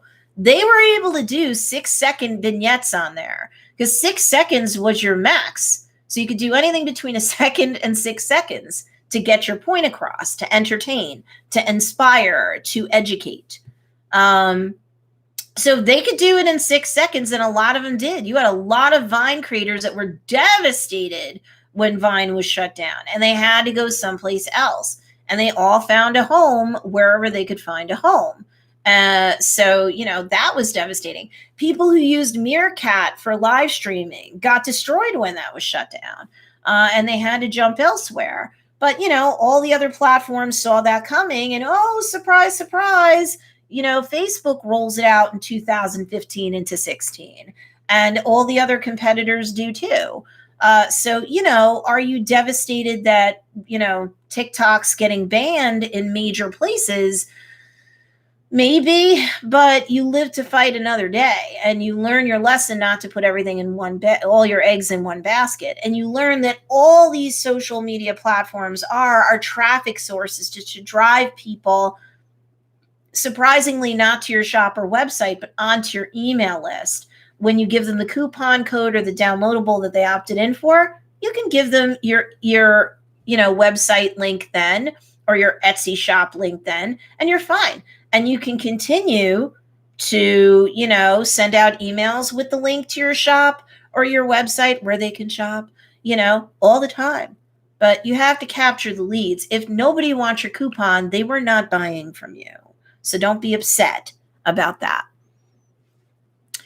Anybody have any other questions that are relevant to the topic? How many people were surprised that I said that you needed to really drive traffic to an email list opt-in and not your website? That's something that a lot of my beginner students struggle with. And then they make the change and they're like, oh, wait, I'm growing my email list. And oh, yeah, more people are turning in that coupon. Ooh. Instead of driving people to your website or your shop and going, I don't know who these people are. And I have no way of knowing how long they stayed. Or, you can use your Google Analytics for your website to see the numbers of people that you drive to your website. And you get to see the bounce rate on every page of your website, whether it's a blog post page or a product listing page or whatever, your about page, your home page, you see the bounce rate for all of that. But you see, you do get some analytics, but you don't know who these people were, so you can't ever market to them again necessarily. So that's why I'm saying what I'm saying. Transformational healing by Donna. I had already stopped posting to TikTok due to trying to focus on getting my YouTube up and running and to work on Instagram. I wasn't worried about anything, just out of time to focus on them all. And that happens. So that's why I'm telling people, don't put all your eggs in one basket, so you don't ever want to do just the top social media platform, but the top two. Right? The top two. And then once you're posting pretty regularly to the top two, like I had recommended TikTok for a while because you could get a ton of reach. And 10 of my students started getting sales through people making inquiries in their inboxes on TikTok. Yes, on TikTok. So people were starting to make sales. They were getting a ton of awareness about their business. And yes, I mean, where they set things up right, they were able to grow their email list a lot harder and a lot faster. So I know that some of those people are grieving because they're like, but I was making sales. It was everything you said should happen for, an app that wasn't too young. We don't know if it'll take on, not too old. Oh, I could get all this or awesome organic reach that I just can't see on other platforms. Now, what am I going to do, Stacey?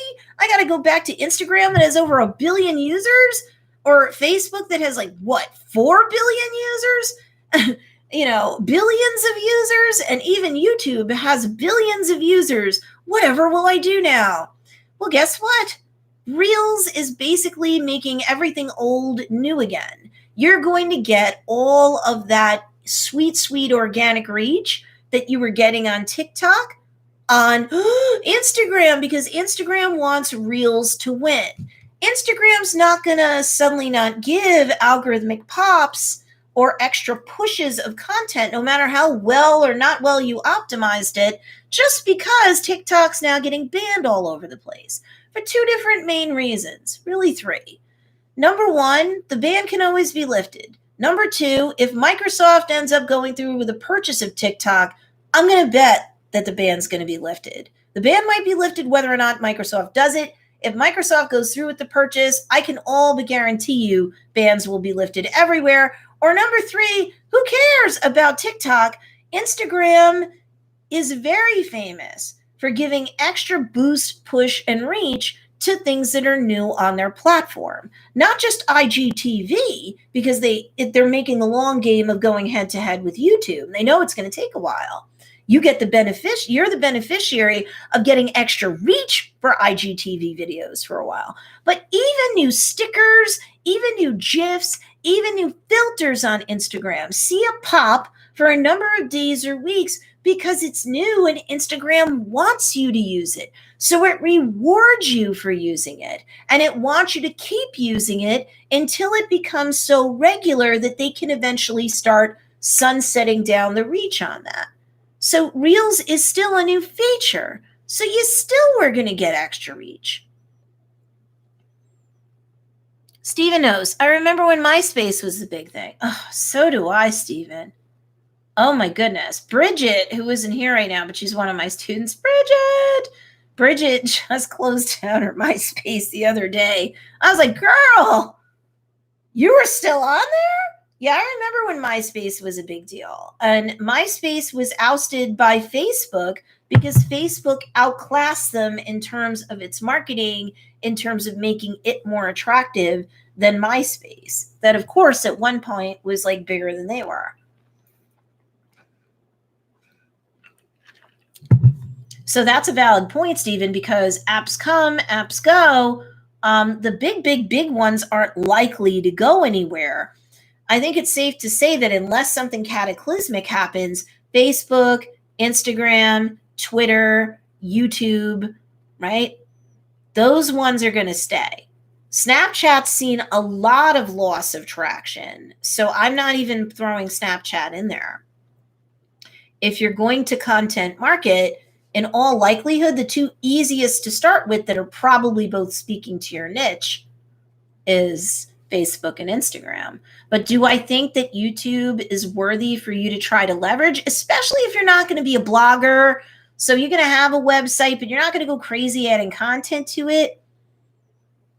Then you kind of need to leverage YouTube because that's the second largest search engine on earth. Yes, it's got some features to it that make it feel social. That was YouTube's way of not becoming irrelevant. They layered in a social component to it. But it's still really used as a search engine. That's why you need to title your YouTube videos so that they're more likely going to be found in search. If you just title something a weird title and people aren't looking for it, no wonder you're not growing. And AIM.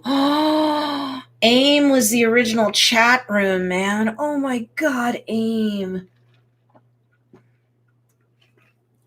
But Messenger totally eclipsed AOL's AIM. Oh my God. That is true. Zomlock says Facebook was meant for college students and then became a public platform, and everyone has at least a Facebook account or a reason to use it. I agree with that. And this is another reason why, like, months back, and I mean like October of last year, a lot of my students were like, TikTok, that's just for kids, right? And I was like, kids back then were the bigger base user, but I used Facebook as an example and said that Facebook was cooked up, on a Harvard college campus. And it really, the original purpose of it was for college students to see other college students socialize and sadly vote on who they thought the hottest chick was. But that's what you get from college boys brewing these things up, right? Where's the shock? But yes, Zuckerberg over time had mentors that made him see the bigger use for it and how he could monetize it. And screw college, he didn't need to finish, and screw working for somebody else. He got the card that said, I'm CEO, you know what, and you know what, he still is. And he and his holdings are so powerful. Like, again, earlier this week, as this is live, he had to testify at an antitrust hearing, which I'm pretty sure they're not going to find against him, but what do I know, right? But yeah, I mean, platforms can start off seeming silly and goofy, and a year or so later, it's like, you get all the organic reach. You get more adults that are out there using it. It could be younger adults, like younger range millennials, but before you know it, especially in things like COVID and lockdown, people are bored. They're going to be discovering or rediscovering apps and consuming content because they're bored. So COVID did blow up TikTok harder and faster than it might have been under a normal trajectory. But that said, all apps tend to, if they don't just kind of die off, they do go through a growth period where the same adults that ridiculed the thing a year or so later are wishing they started when the kids started. Because, the kids might have just been consumers or playing around, but adults who know how to optimize through keywords, hashtags, or both when applicable can absolutely harness traffic like you can't even imagine. So Zomlocks and everybody else, instead of looking at these apps as like, standalones, you have to see the big 30,000 foot view that all they are, is just traffic sources to your email list to capture leads to do business with them. That's all they are. Use them. They use you. You use them. Who cares? And if you're making money from it, good for you. Or if you're a not-for-profit and you're raising awareness and getting charitable donations, good for you. Perfect.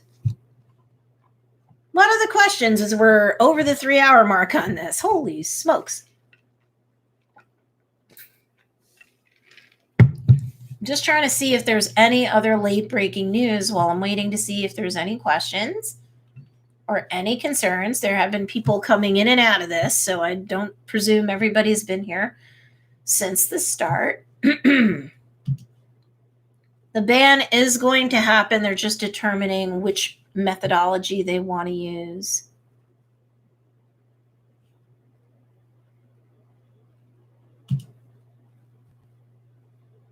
Yeah, BBC, I'm sorry, UK will be right behind the US from what it's looking like now.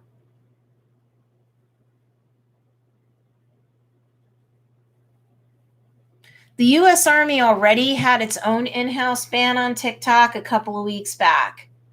The Army, the Navy. One of my students told me that because she had a spouse in the services.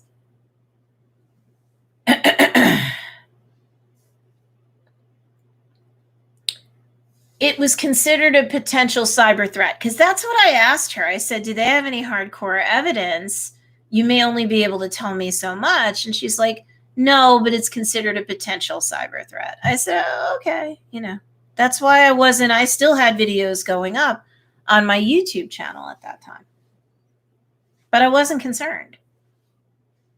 And again, if you've been creating content on TikTok, you're going to be able to translate over to Reels very, very easily. The only concern that you're going to have, and I said this earlier, but let me just build on it more, is you're going to have to create content that's up to 15 seconds.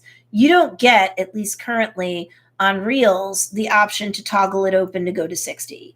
So if you were a creator for Vine, you know how to do it very easily because you only had 6 seconds. You get more than double the time on Reels.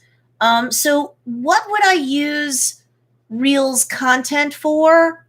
If I'm going at it fresh and I'm not just repurposing, or after I'm done repurposing, or while I'm repurposing. Even if you're repurposing, I would still create fresh in-app content because that's going to get the best reach, algorithmically speaking. But anyway, but like I said, the first couple weeks to a month, everything will do well no matter what, I would think, just because it's a new feature. And Instagram's going to say, okay, even if Microsoft does end up buying TikTok and the bans are lifted, we want to just destroy them. We want to make sure that we dominate and that we will continue to dominate going forward. And if you own the business, you would think the same way. But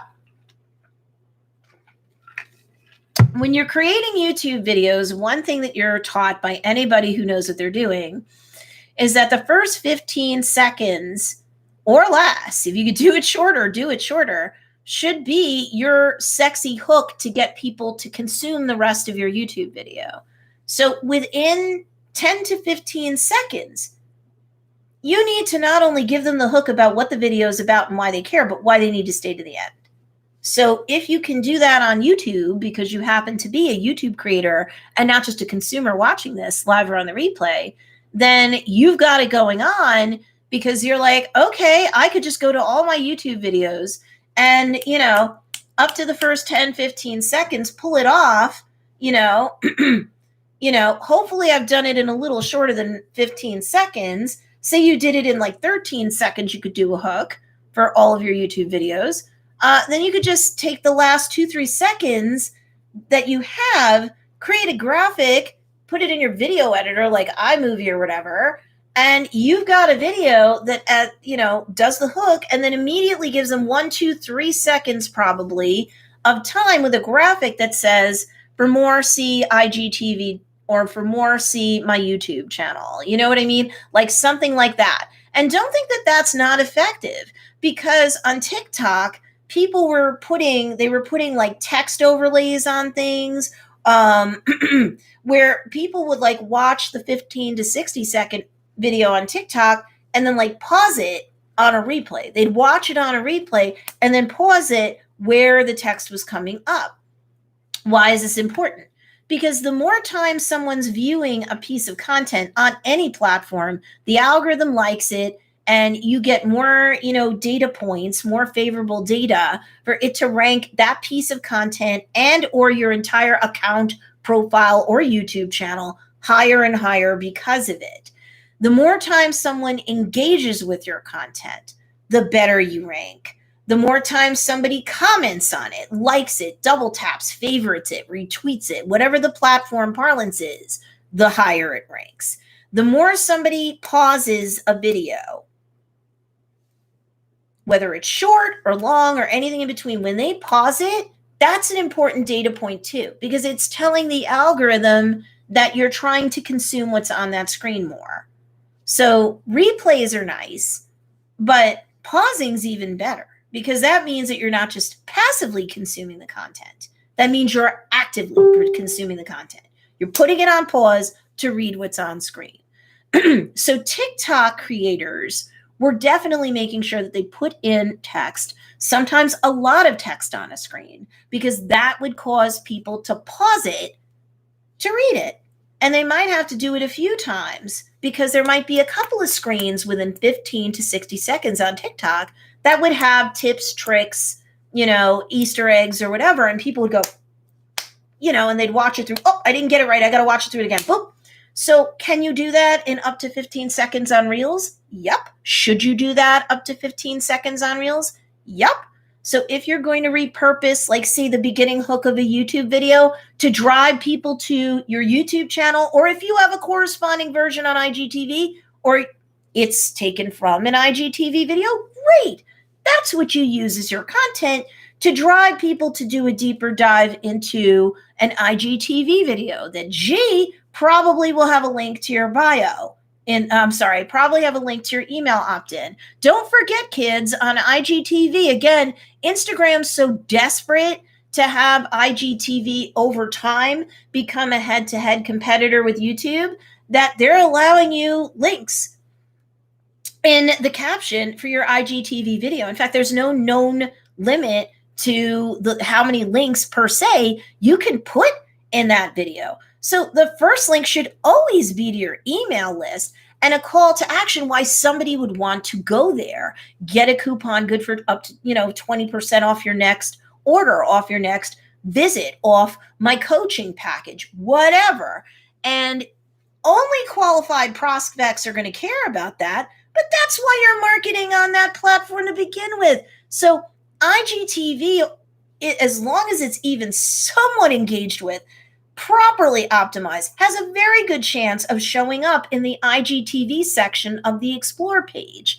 And it's more likely going to be found by your followers. And if you optimize it with the up to 30 hashtags for IGTV, then you have 30 different entry points for someone to find you on that platform. And so then you increase your following, you increase your email list opt-ins. And yes, through content and email marketing, both, you increase your sales over time.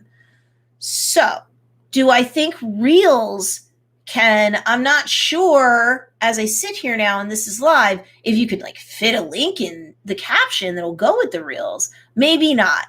So Reels is like the one step away methodology where you'll use 15 seconds, probably every last blessed second. The last 2 to 3 seconds should be some sort of graphic or some sort of text overlay. If not the whole time, it's up to you and how the content flows and stuff naturally. But the purpose of the Reels is to drive somebody either directly to your link in bio, if that makes sense, which again should be your email opt-in link, so you can capture that lead, not a website or a link expander, God forbid, where they can just float away.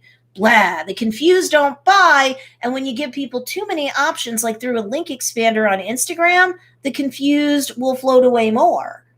They're not going to sit there and consume your mini website worth of stuff, most of them. So just give them one call to action and one place to go. And the link in bio should be to capture the link, the lead on your email list. If someone doesn't want a coupon from you or your freebie, they weren't likely going to buy from you. So who cares about them? So your Reels should either be able to, depending upon the content, drive them right to the link in bio or to a piece of IGTV like video content where you have all this caption that you can write to them in, and the video itself and the clickable link. And what's even better is in an Instagram story piece of content, they allow you to link even if you don't have anywhere near 10,000 followers to get the swipe up feature. They still give you the ability to link to an IGTV video in every piece of Instagram story content you create. So imagine how you can run people through a cycle where sooner or later they're opting into your email list because you're giving them value, you're leading them to that next conversion, And the only conversion you care about up front is capturing the lead. They get the coupon in the delivery email and the link to your shop or your website. They're going to buy either right away or as soon as they can. They're going to. Anybody have any questions? Because at over 3 hours, woo! Hope I'm serving up value. Be sure to subscribe for more videos on Instagram marketing and your Instagram to, well, let's put it this way. Your TikTok to Instagram content conversion plan. Because that was anyway going to be some of the content that was going to show up in terms of produced videos on this channel. I already have over 100 videos that can benefit you. So make sure you subscribe. I do have them organized into playlists. So if you're a playlist person, you can tap the playlist option on that kind of like top shelf under the banner for my channel. And they're organized into how to balance work and life for entrepreneur parents, how to manage your time better, content creation stuff. Yeah, I have TikTok stuff. I'm not sorry I did. There was no way of knowing that this was going to happen or be for sure. And again, there's so many portable skills that can help you create content harder and faster when Reels opens up for you. If you're not in India or Germany or France and it hasn't opened up for you already. So you're going to hit the ground running so much harder and faster because of that. Don't be sad. Don't grieve it. What's most important to you is your business. All right. So if nothing else, you've learned a lesson not to put all your eggs in one basket. You've learned about the one most important link before someone gets on your email list. And that is the opt-in to your email list. So you can capture that real lead. Don't grieve over all the people who won't take the action. That's not going to help you to protect your business and keep it viable. The people who care to opt in are the only people you care about in this world because they're either going to become your customers quickly or soon enough, or they should be your customers. Anybody else who wouldn't have opted into your email list doesn't care enough about you and what you do anyway. There's no loss there. And don't be concerned that, gee, I learned how to create content on TikTok and that was all for nothing. No, because Reels is practically the same thing. The only difference right now is you can't bump out past 15 seconds. But while that's a challenge, it almost helps you up front too, because people are more likely, I know this seems crazy, the older you are, you're like, was this even a problem? The more likely they are, the shorter your content on Reels or TikTok, the faster they're going to get through it. And the more likely it is that they're going to loop it. So TikTok was saying around 12 to 15 seconds was great, and longer is great as long as you're delivering value. A lot of my older folk are going, well, gosh, 60 seconds, that doesn't seem like a lot. People were having problems with folks watching through for 60 seconds. That's a minute, and a lot of people are going to make their first impression and go in way less than that. In 6 seconds, you'll get judged, and people are in or they're out. So yeah, 60 seconds is a lot of time, and it's not, depending upon how you're looking at it. If you are right now faced with a 15-second restriction on Reels, I don't think that's a big deal because you can still get your point across in 15 seconds and drive them to wherever it is you need to drive them. I think a lot of the times you could just drive them to the link in bio or otherwise drive them to an IGTV video that goes back and unpacks. And maybe your Reels is just your interesting hook that gets repeated in the IGTV video itself. But do you see how you're not necessarily creating completely new content if you're just going to lift out your 15-second or less hook, right? So probably you want to do your hook in about 10 to 12 seconds to give you like 2 to 3 seconds to be able to put like an ending graphic. Or you do all 15 seconds, but you're probably going to overlay text on the Reels just the same way that you would do on TikTok. And people will realize they're watching a hook for a YouTube video or an IGTV video. Does that help you guys at least know what kind of content to create when you hit the ground running with Reels, especially in the US? India, you've already had it. And Germany and France too, let me not forget them. Sorry for sipping on everybody. I've been going for hours. So I need to sip. Nick Nimmin drinks his coffee. If anybody's part of the Nimminati, hello. And if you don't know who that is, don't get freaky. Don't worry. Any of my students especially, am I leaving you guys in a good place? Are you good? Do you have any other questions about what kind of content you could possibly create in 15 seconds or less for Reels? You will be able to put some text in to go with the caption and to go as the caption for your Reels content, just like you do with TikTok right now. So make sure it's a short, sweet, and interesting hook to invite them to, want to actually consume it, to not just slow their scroll, but to stop it. Or, if they're going into your Reels to look at your content, that they'll actually consume it. And I do believe you will be able to tuck some hashtags in there. Don't just use hugely popular hashtags. You're competing with millions and millions of people to be seen. You would like to go for a hashtag that has less usage. The less, the better. 100 or less may not be enough. It depends upon your niche, pitch, product, and sitch or situation. I would stay away from hashtags that are 100 or less because it's barely being used unless something is new and just starting to build. You know better than me on that. Usually I'm looking for hashtags that have 1,000 to 10,000 in usage that's relevant to my content that will also drive a qualified buyer to me. Then I would do that. And that would be even in a hashtag cloud as big as 30 for a feed post or an IGTV video. Those types of hashtags that I just described would be the first 1, 2, 3 to 5 that I would use. Those I would use first. Then I would use increasingly bigger hashtags to use up my hashtag cloud. In things like Instagram stories, you get up to 10.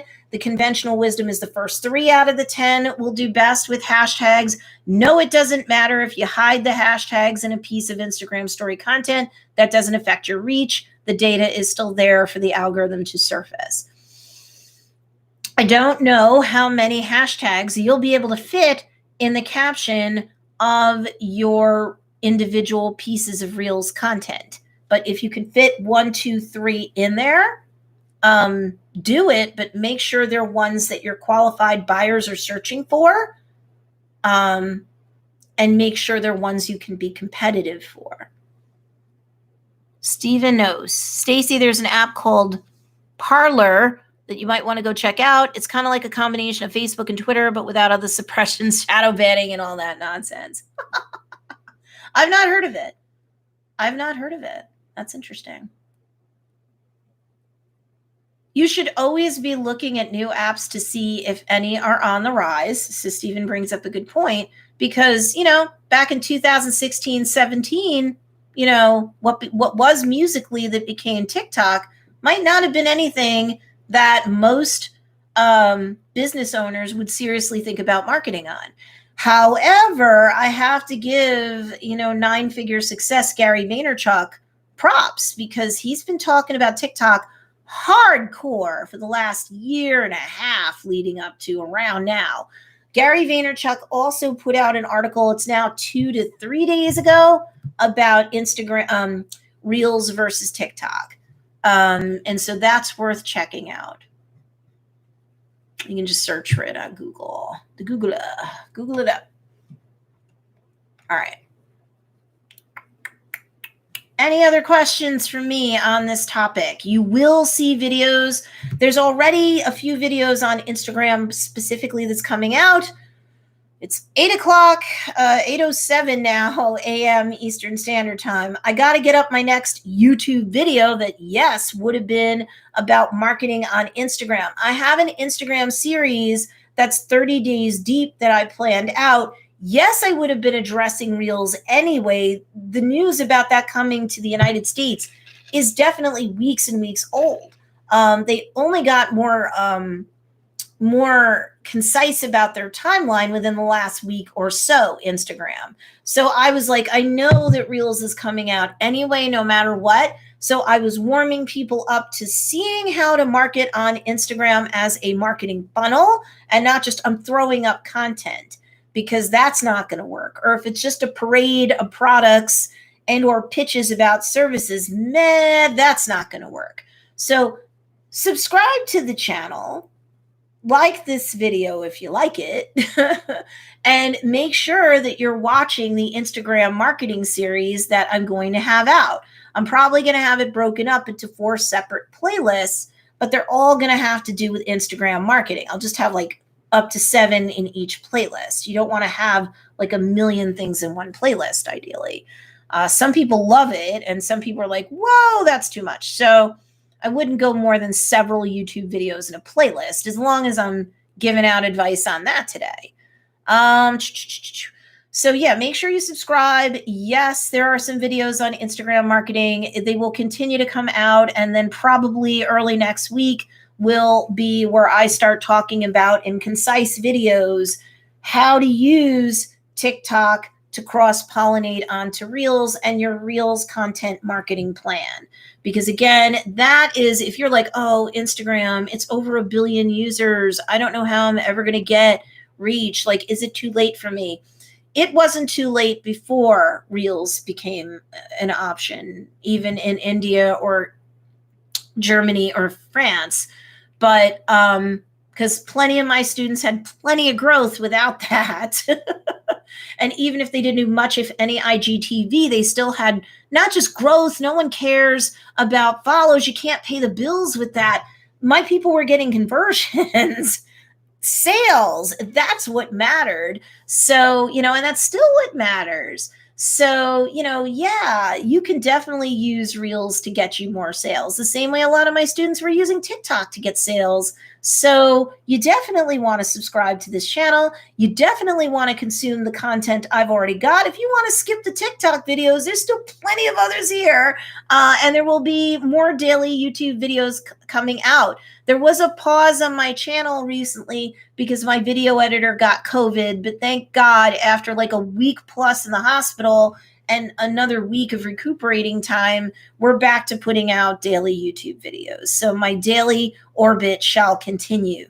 So make sure you subscribe, check out all the content I have on here, starting with the Instagram and then going back to my earlier content that'll tell you how to run a content calendar, that'll tell you how to work a power hour, even if you don't have 60 minutes all in one chunk, how you can still time lapse that out. Whether you've got kids or not, whether you have another job or a side hustle or not, how do you manage all of your responsibilities to even do content marketing? And then all the other good stuff that you would expect someone like me who's a YouTuber that teaches content marketing to cover, especially looking at it through the lens of a parent.